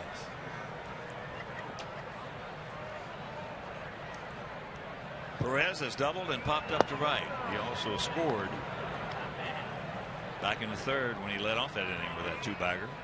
Sacrifice bunt by Kipnis. Sacrifice fly by Jose Ramirez. That one at 96. Boy, these two guys are just absolutely like John Wesley Harden and White are going at one another. Well, the good thing about it is that this one actually lives up to the billing. How many times do you see people talking about this great pitchers duel that's coming up, and you see two guys are terrific pitchers. Neither of them fare very well, but that hasn't been the case tonight. Terrific pitchers duel, and both guys throwing the ball very well. With the hits tied at 4, the runs tied at 1, and it's been an errorless game.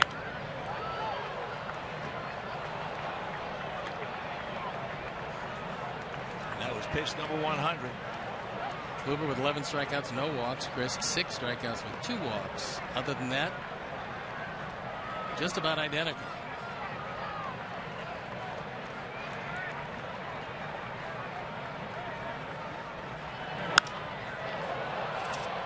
That's into center field for a can of corn. So a nice 1-2-3 inning, 7th inning stretch, tied at 1.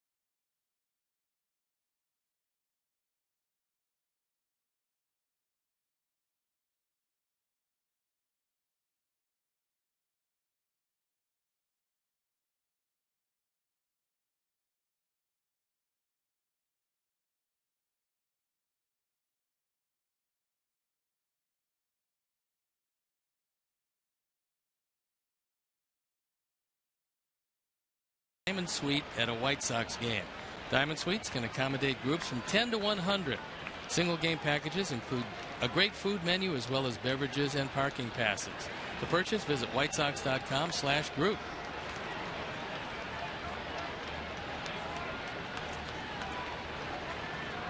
LaRoche, Garcia, and Gillespie.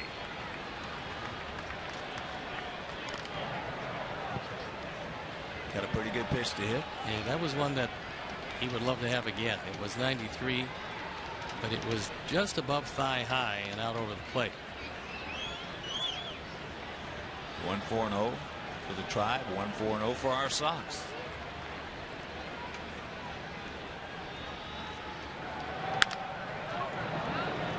There's a two-hopper, and he'll take it himself. So 1 out.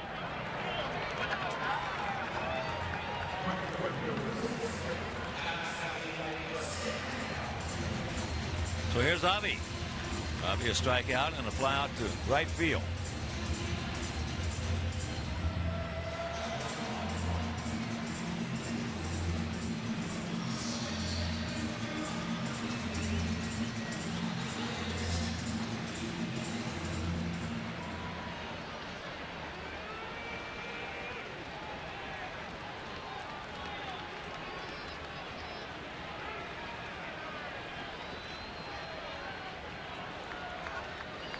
Bit of a gap out there in left center if he can find it.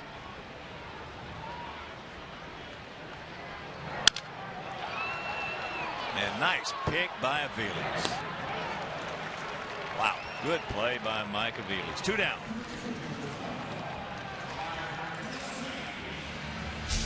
He got a breaking ball right down the middle and unfortunately cracked his bat. But Aviles, ranging to his left, gets it and gets it over there in plenty of time. He always plays well against us. He's both pretty versatile. with the lumber and the leather. You can play him pretty much anywhere, and he gives you a good defensive effort.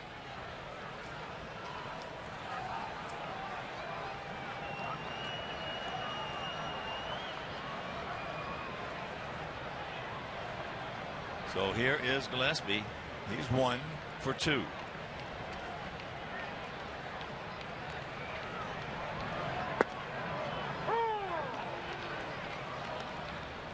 Questionable pitch goes Kluber's way.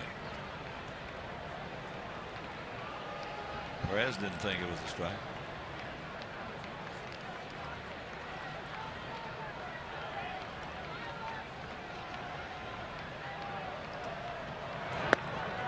Breaking ball and count 0-2. Kluber has 75 strikeouts this year to go with just 11 walks. It's very close to 7-1 strikeout to walk ratio. If you're 3-1, you're having a really good year. Anything above that's a spectacular year. Well, he's got 29 strikeouts in the last 15 and 2/3 innings. Pretty good. That ball hit in the left field. That's can of corn far. Zach Walters, 1-2-3 inning. We'll go to the 8th.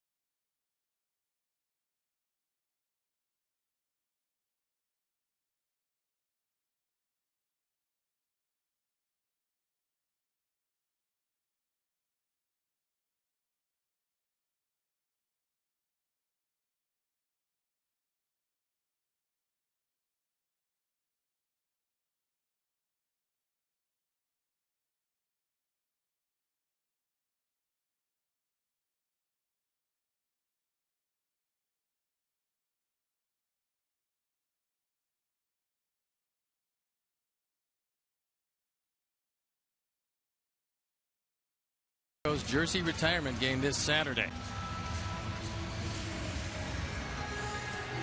The 2015 PK Day sweeps end Wednesday, so visit WhiteSox.com/PK14 sweeps today.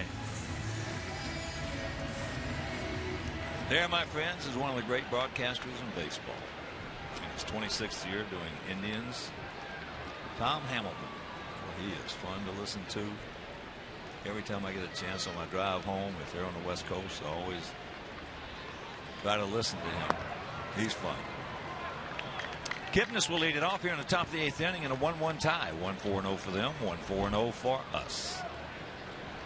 Kipnis 0 for 2 with a sacrifice bunt.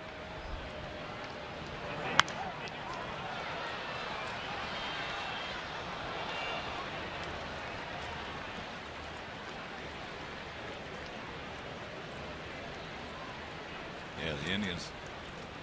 Jim Rosenhaus is Tom's partner, and TV they have Rick Manning and Matt Underwood. They have some good announcers. Tom's got one of the most powerful voices you'll ever hear.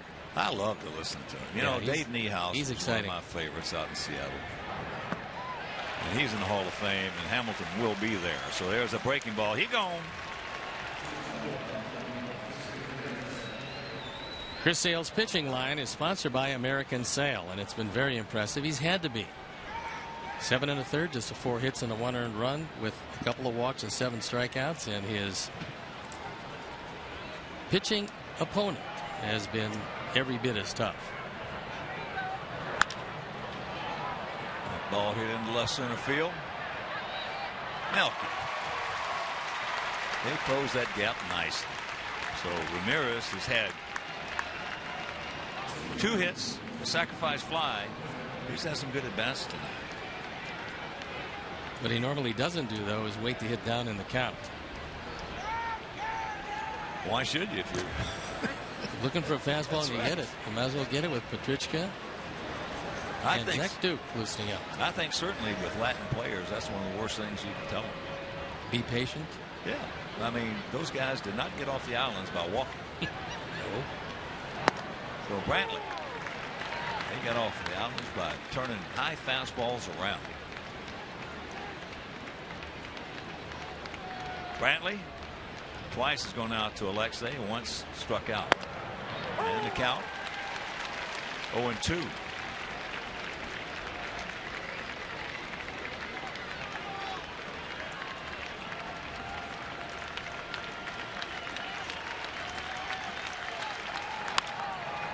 That's hit softly into left field. Melky, yes! Throw some leather out there. Melky, nice catch. And we'll go to the bottom of the 8th.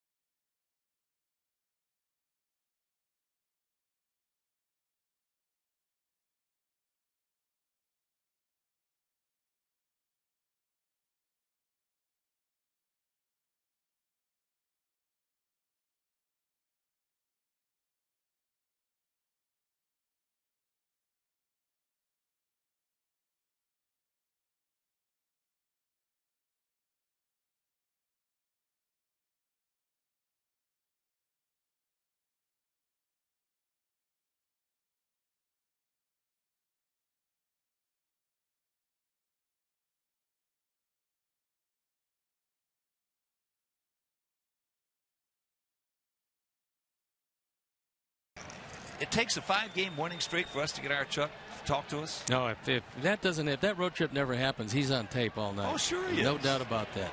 Off gallivanting around. Man. But he's live tonight. He is one of our big front runners. But you show me a front runner and I'll show you a winner. Alexei can't get it. Started him off with a slider. He didn't want any part of a first ball fastball because Alexei is an excellent fastball hitter.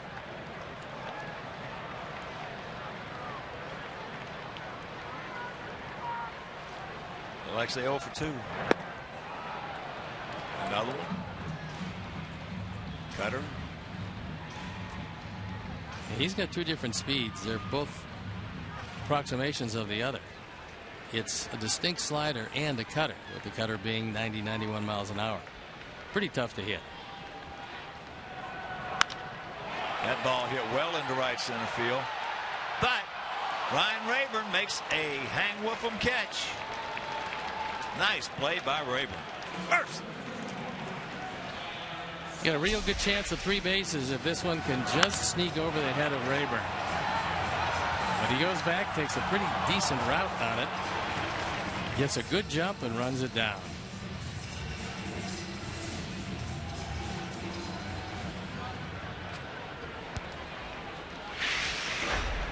There's Tyler. Tyler's had a tough time with Kluber's curveball.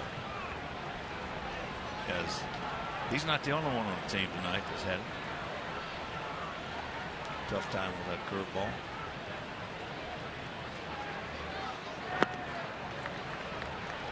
And that pitch down low at 94. Just turning in, they scored 1 in the 3rd. They scored 1 in the 6th on a wild pitch after Adam Eaton had tripled.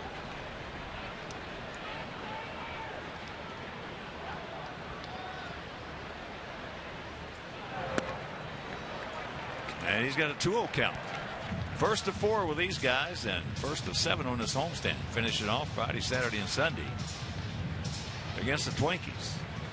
And of course Saturday, Vulcan Ergo Day. There are some standing room only tickets. 3-0. Turn him loose right here. Robin. Kluber's given up 4 home runs, and you would have to think that Tyler would be getting a fastball.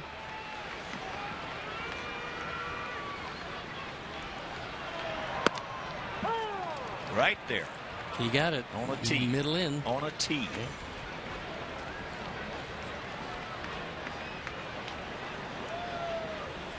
That last one was right there. 2 have been out of the zone. The 3rd wasn't called.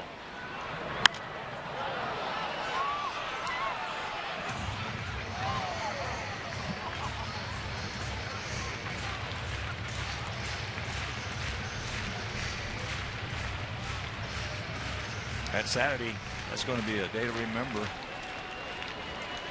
A lot of Paulie's former teammates are going to be here.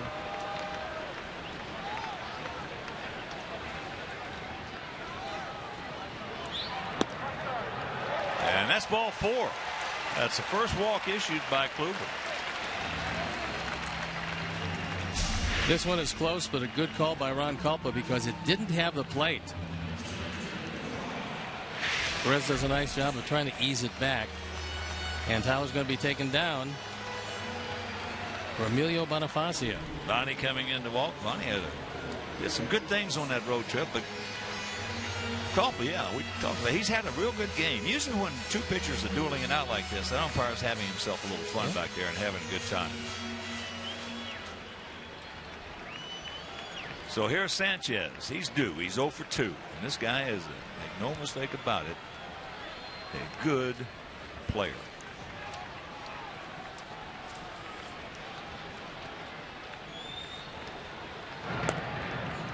That was not Kluber's best move. He's got one a little quicker than that. He sets up to the extreme first base side of the pitching rubber. Well, you got a pinch run in this situation for 2 reasons. First of all, you get the speed out there. Next of all, you keep the hold. Because if Tyler, they don't pinch run from him, they're not going to hold him on. High and wide.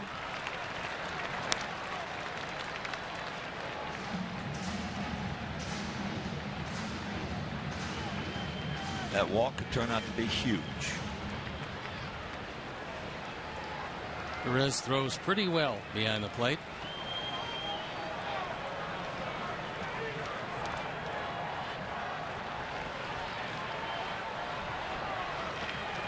Long set. There he goes. So because they had him in motion, that was going to be a perfect 3-6-3 double play. Meanwhile, he's in scoring position. 2 down.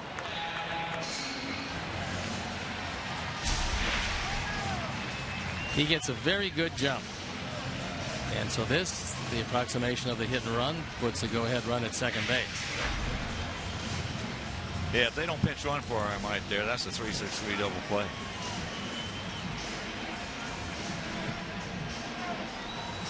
So here's Adam. That triple in the 6th inning. Zach Walters is looking in the dugout, wanting to know if they want him in closer than he is in left field. Bring him on in. Well, so far, nobody has said anything, and he's just standing there. It's not really overly deep and not really overly shallow.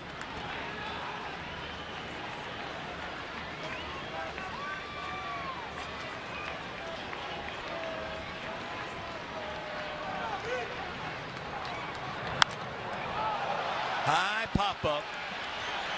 Is playable. The Phillies makes a catch, and that'll retire that threat. So wins of the 9th in this 1-1 tie.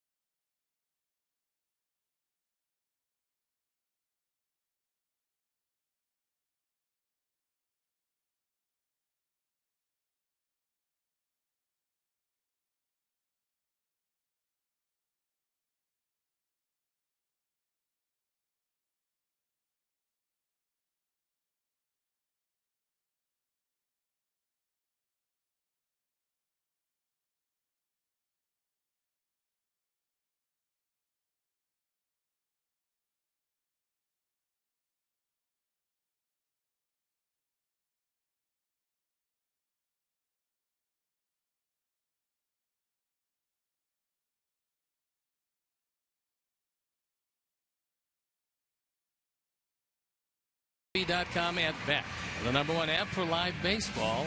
At Bat is up to the moment at any moment with in-depth highlights, live look-ins, replay previews, radio broadcasts, statcast, and more. Get MLB.com at Bat for your smartphone or tablet. We've got a brand new battery as Giovanni Soto checks in behind the plate. Tyler Flowers is taken down for a pinch runner, and David Robertson comes on. What Robin is trying to do is buy an inning. You're being your closer into a tie game, hoping to buy the 1 inning you need to be able to then turn it over to the offense in a tie game and try to win it late. So David Murphy, who hit against Luke's dad. There are the numbers on Robbie.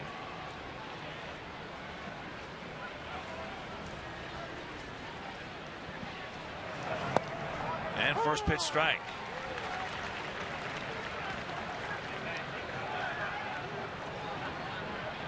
Murphy's a whole lot hotter since the last time we saw him. He got batting average up to 315. He's 2 for 8 lifetime against David.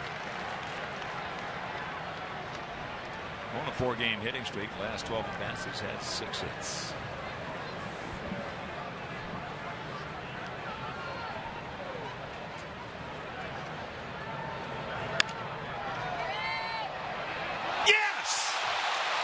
say with a beautiful leaping jump makes the play.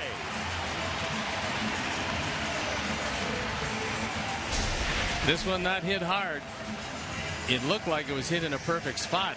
But Alexi goes back, timing it at the apex of his leap, and he makes the catch. This is just great timing because he's up about as high as he can go. It had to be perfectly timed, and he perfectly timed it. And a good pitch by Robertson, right on the fist. Here's Swish. Swisher 0 for 2 with a strikeout, a walk, and a fly out to center.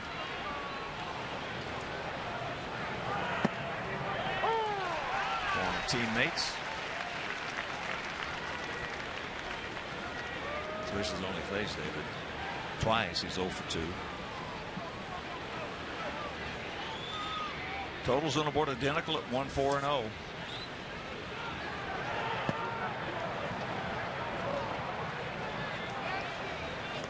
One and one to count. The wind fairly brisk, and you get one up in the wind. Sparks not going to be able to hold it.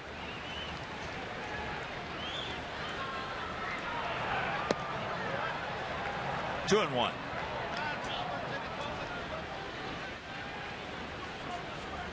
Oh, what a beautiful timing catch by Alexa.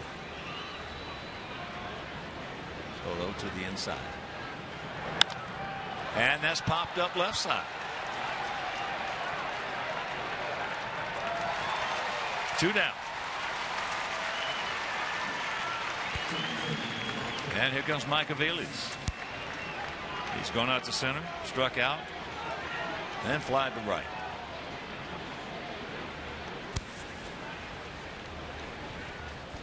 He's faced David 5 times, has a couple of hits. Gap out there in left center. First pitch strike. Nasty right on the outside corner. That's his fastball, which serves a dual purpose. When he wants to make it cut, like Mariano Rivera, you can keep it away from the right-handers. 0-2.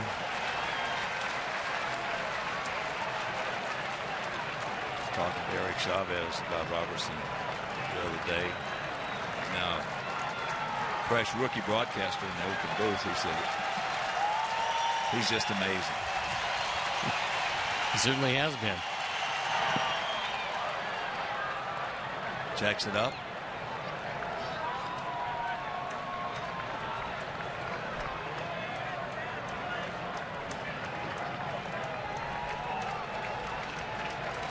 Two out, 1 and 2 the count, top of the 9th inning. For our guys in the 9th, it'll be Cabrera, Abreu, and LaRoche.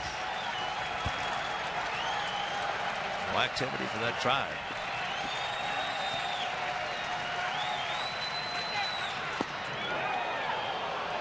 Tried to freeze him with a curveball on that one. Came up spinning. Good thought process. Well, thank goodness it came out spinning. Yeah.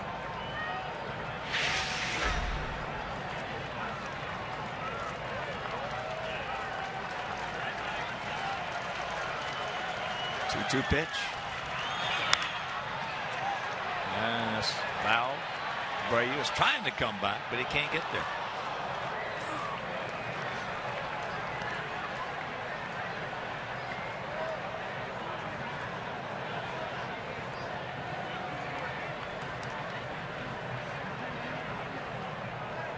He's kept everything but that high hanging curveball away from Aviles.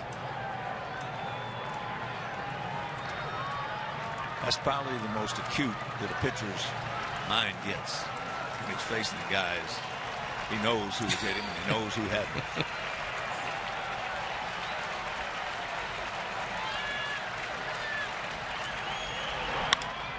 Ground ball. Get over there. Get over there. He will. Yes. We'll go to the bottom of the 9th. Nice 1-2-3 inning for Luke Stan. We're tied at 1.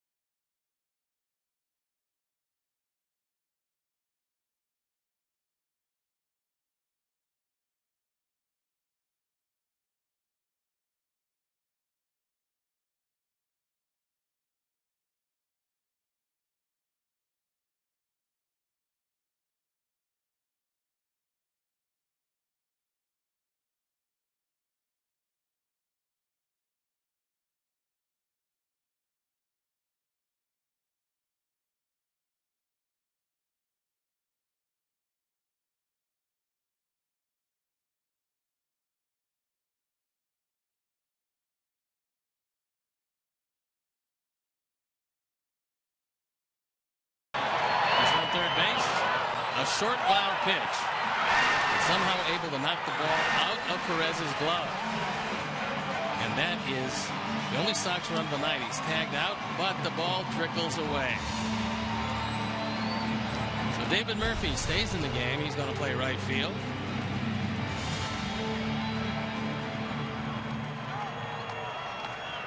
And with the heart of the order due up, only one run necessary against Corey Kluber, who has thrown back-to-back gems. Cabrera 1 for 3. Had our first hit back in the 4th inning with 1 out. Takes the bunt, takes the ball. Melky took a look at Aviles. Noticed him well off the line, and even with the bag, not in on the grass at third. Count evens at 1.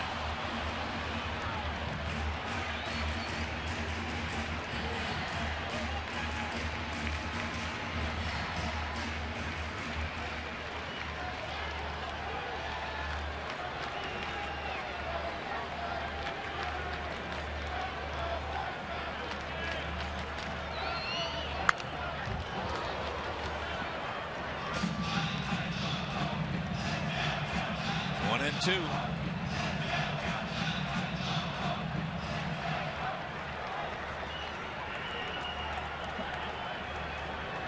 What a job by this. Wow. And they slow it up, and that's going to be a base hit. So the leadoff man aboard. Well, they talk to pitchers all the time about not catching anything with your pitching hand. And Kluber tries to do that.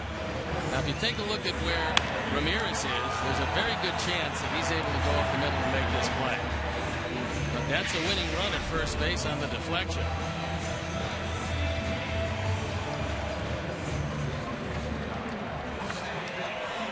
So here is Abreu.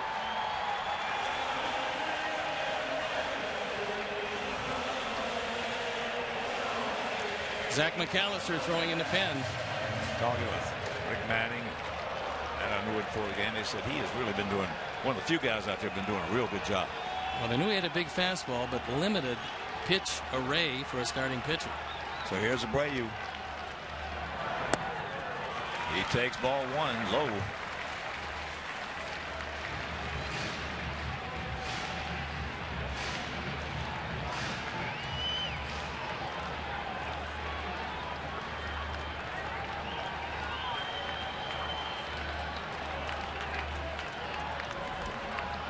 Just a decent lead, that's all.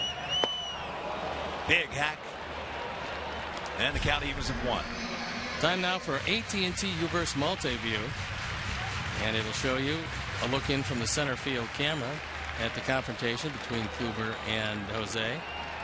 And give you an idea about what the winning run is doing on the lead with Melky Cabrera at first.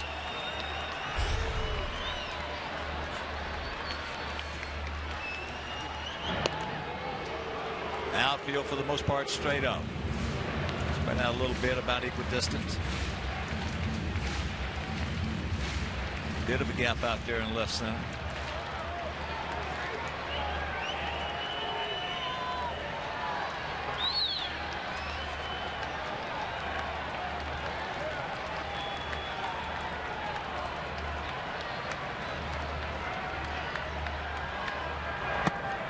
And that breaking ball low and away.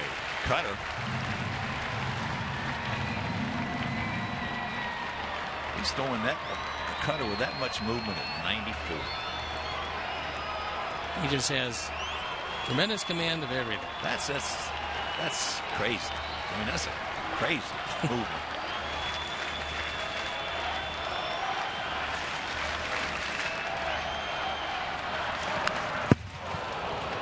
He got his fastball, and that one was right down the middle. So Kluber gets away with one.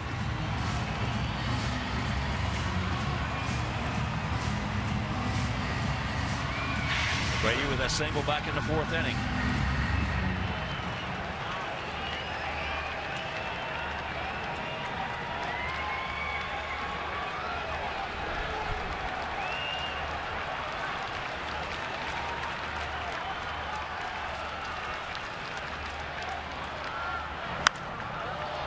And that's upper tank right side souvenir.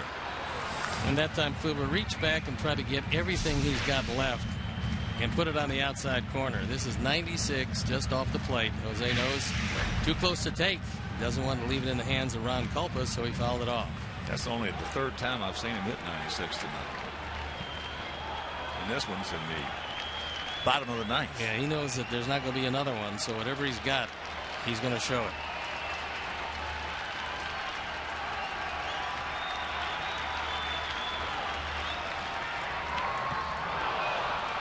Breaking ball, and that is one out, strikeout number 12.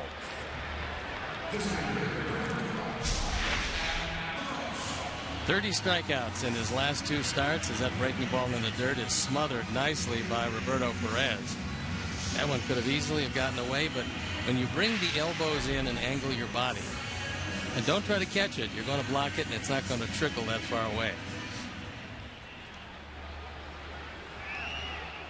Here's Adam. He's 0 for 3 last time, grounded out to first.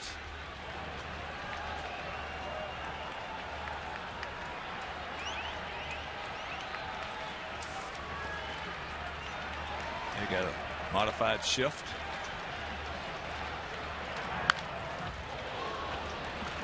There it was. There it was. A fastball down and right down the middle. So twice he's gotten away with pitches you would call wild in the strike zone. Not anything he intended, but with some pretty good movement still.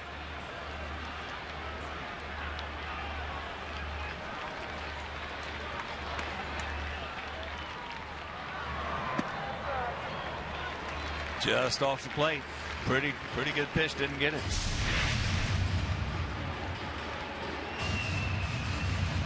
Had a piece of the corner. So 1-1 to count. Big pitch right here.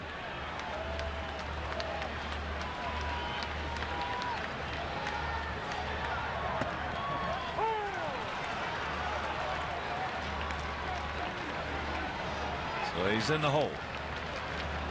Javi on deck.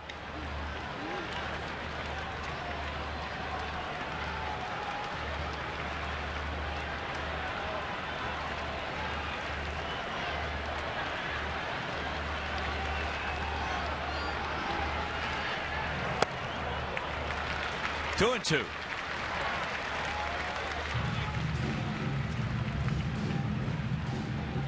Milwaukee has defeated Detroit 3-2 at Comerica Park.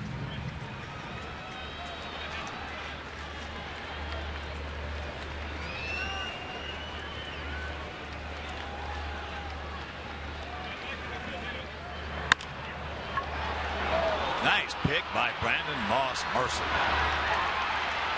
And they turn it. What a play by Moss. Wow. Extra innings. Tied at 1.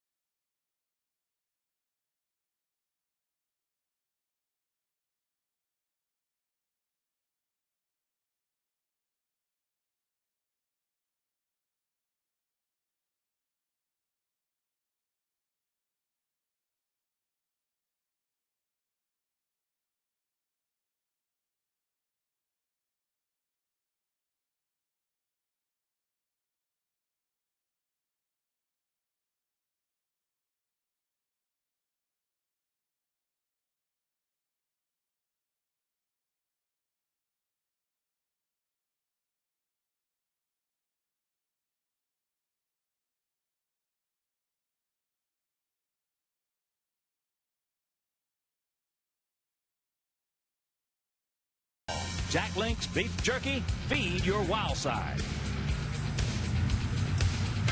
Zach Duke is a new pitcher. He's 1-2. His ERA 3.18 on for the 18th time. There you look at the numbers. 9 walks, which is a high total in 17 innings. And he's going to face the bottom part of the order before they roll to the top with Kipnis.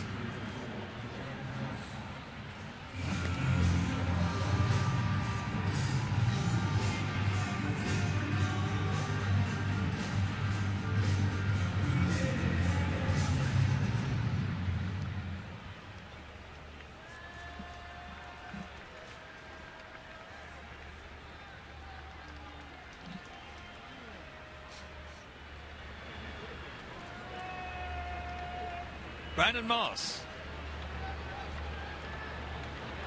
will lead it off. What a play he made in the bottom of the 9th. First ball hunting against Zach Duke. 1 pitch, 1 out. Take another look at this play he made. A tough hop at the end of it. He stays with it and then has a presence of mind to realize, one, who's running on both ends. And knowing that he could get back to the bag, that Adam doesn't have much speed, he decides to get the lead runner, which is always wise, and at least leave the possibility of the double play, which is exactly what happened. That ball was hit hard by LaRoche. Took that crazy hop, and he stayed right with it and made it. That was a terrific play. So here's Zach Walters. Zach is hit into a 6-4 fielder's choice. Lined hard to center. And going out 3-1.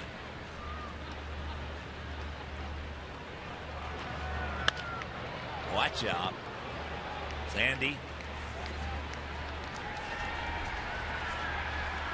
Sox have only played 1 extra inning game. It's here at U.S. Cellular. And unfortunately, they came in second in that one. Andy Alomar, old friend. Coach at first. Mark Sarbaugh, coach at third. There's a future manager. This guy's going to be a good manager one of these days.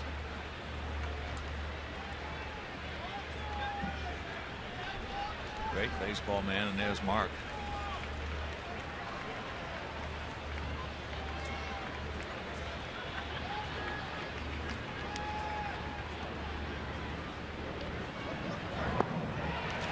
He gone.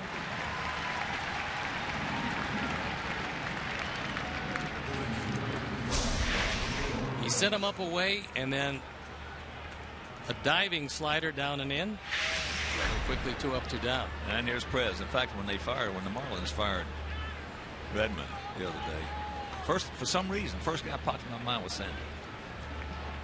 Well, they had a game plan, and the game plan involved their general manager. And Jennings, a very good GM, never managed before. So Dan Jennings now is the skipper of the Miami Marlins.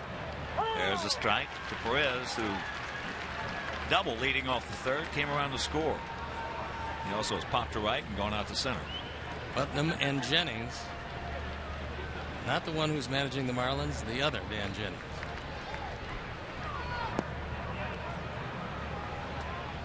I don't know Dan Jennings,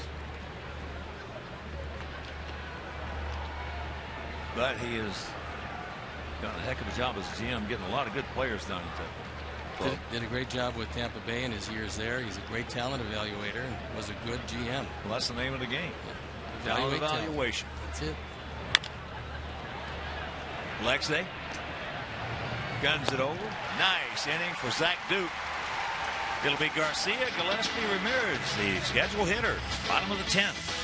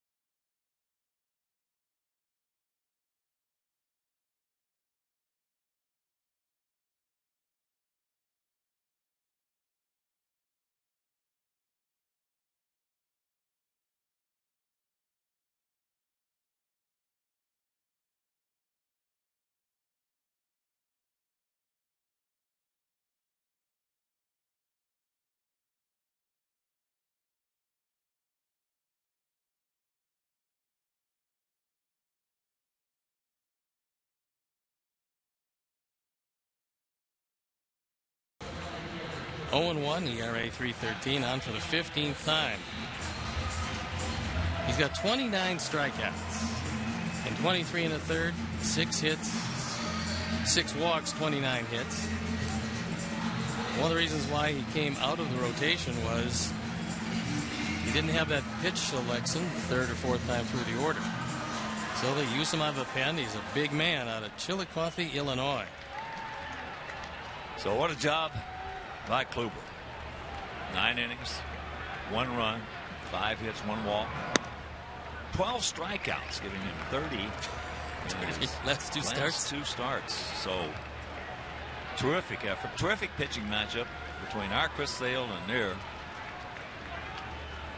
Corey Kluber.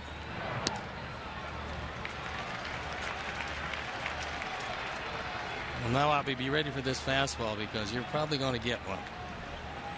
Well, let's just watch Perez and see what he's going to do. As McAllister has missed wide both, and here comes the fastball away. And it's 3-0. Ivy 0 for 3.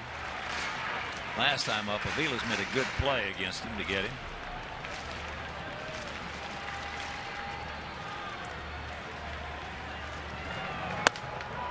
And there is the leadoff, the dreaded leadoff walk.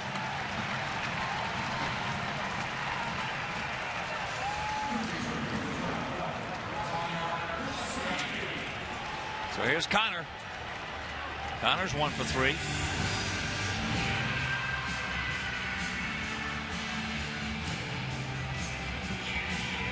The only bad thing is he has faced McAllister 13 times and has 1 hit.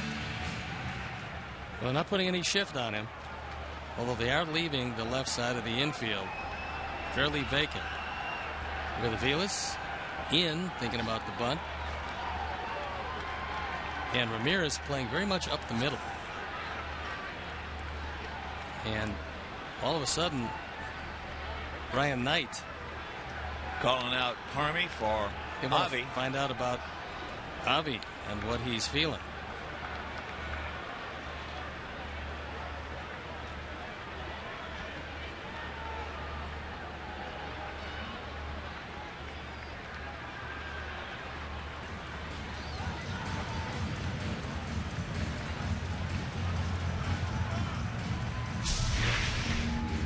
All right, let's take another look. It looks like he might have pinched something as he backed away from this. You can see the facial expression, a little grimace on his face. And the question is, and Robin's asking him, can you stay in? The answer obviously is no. All right. So we'll have to. J.B. Shuck most likely.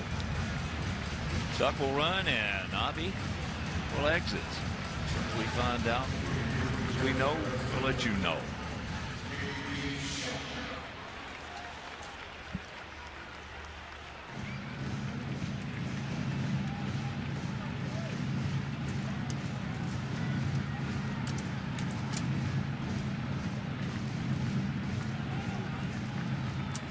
He says he's all right. Maybe it was just a little impingement somewhere. So here we go. Shuck at first and Gillespie.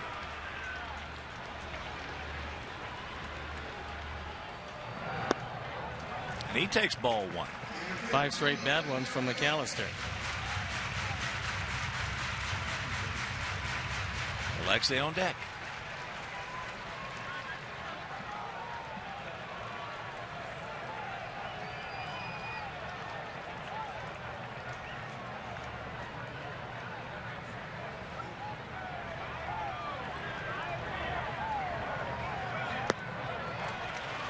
And the count 2-0, and here's Perez wants a little talk. In that Milwaukee 3-2 victory over the Tigers, Jeffress, the winner. Lobstein takes the loss. Frankie Rodriguez, his 8th save. Ramos Ramirez hit his 4th home run, as did Carlos Gomez, leading off that ball game after getting hit in the head with a 97-mile-an-hour fastball. He got a little lucky because it got him on the ear flap and no symptoms of concussion, so he comes back and does what he's been doing, hitting the baseball. He's a tough guy. Yeah, and I love to watch that guy play. They're very happy in Milwaukee to see Ramos Ramirez get back in that lineup, because he is one of the huge keys to that offense.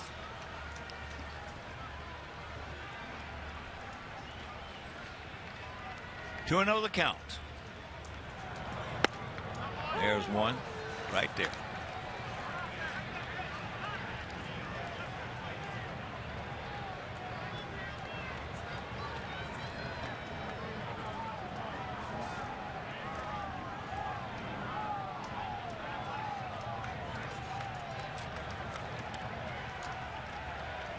Decent lead by JB. There he goes. And there's a base hit. So Walters gets to it. JB will have to hold it second. First 2 men aboard. That pitch was low and away. It was in the strike zone, and this is a good job of hitting by Connor Gillespie. He knows the fastball's coming. McAllister hasn't thrown anything else but. And it's a hit and run. And unfortunately, it was hit so hard and directly at Walters where JB could not go to third.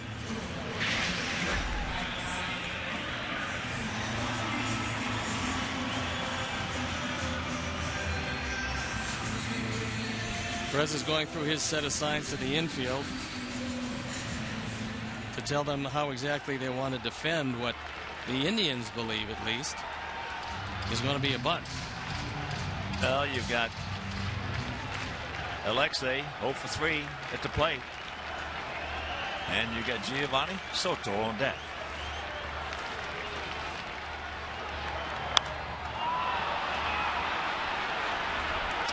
And a high pop. Infield fly rule is called for 1 out.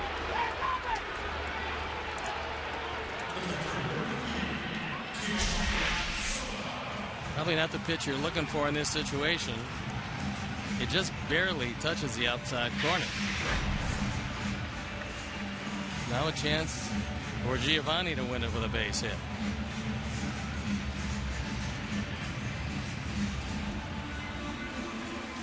Well, if he doesn't, and he stays out of the double play, we got a man on deck that's going to win it for us. Okay.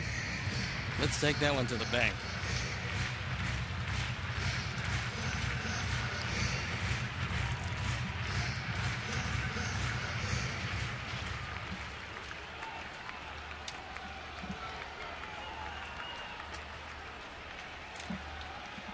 Outfield straight up. He takes it right there. Fastball first pitch right there.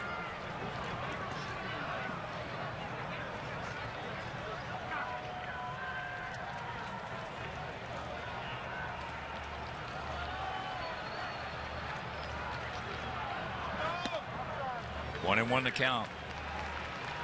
Giovanni has only faced McAllister twice. He's 0 for 2.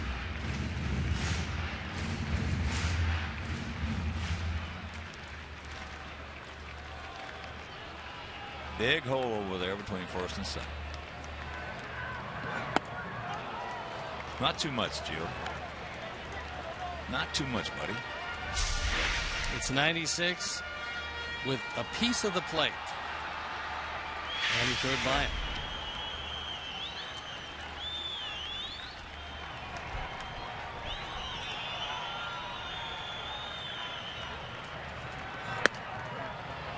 That one at 97.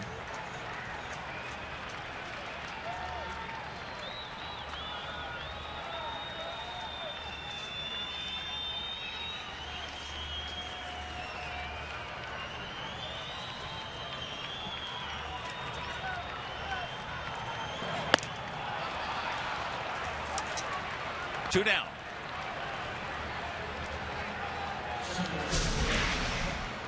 A high fastball. And throws it by him. Here's Carlos Sanchez, 0 for 3. He's due. Now Walters moves well over towards the left field line and short. Looked like they were losing the last sign in the last couple of pitches. Let's see.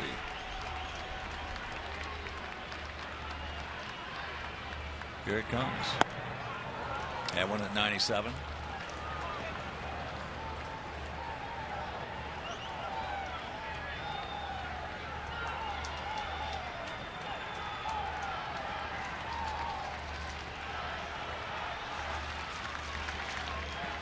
once again. And the count 0-2.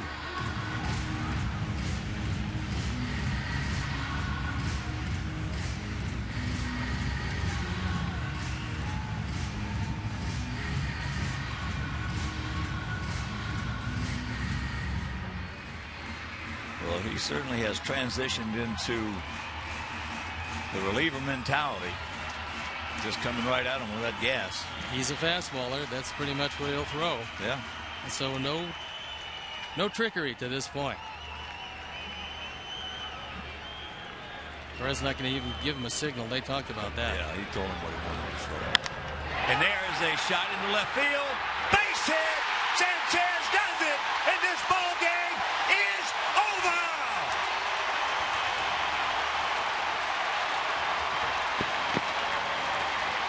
The man on deck did it. You called it. If it got by Soto without ending, the man on deck would end it. And that's exactly what Sanchez did. A very happy ball club. Winners of 6 in a row. And how about that? Winning it in dramatic fashion.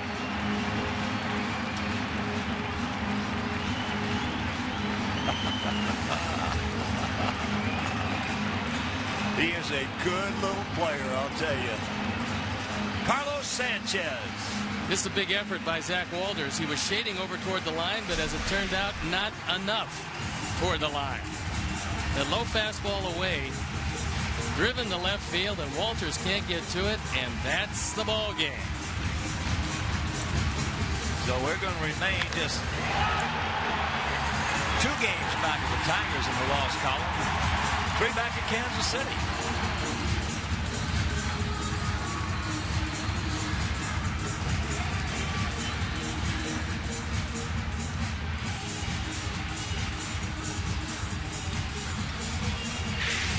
This one really lived up to the hype as far as the pitcher's duel is concerned between Chris Sale and Corey Kluber. They were both magnificent.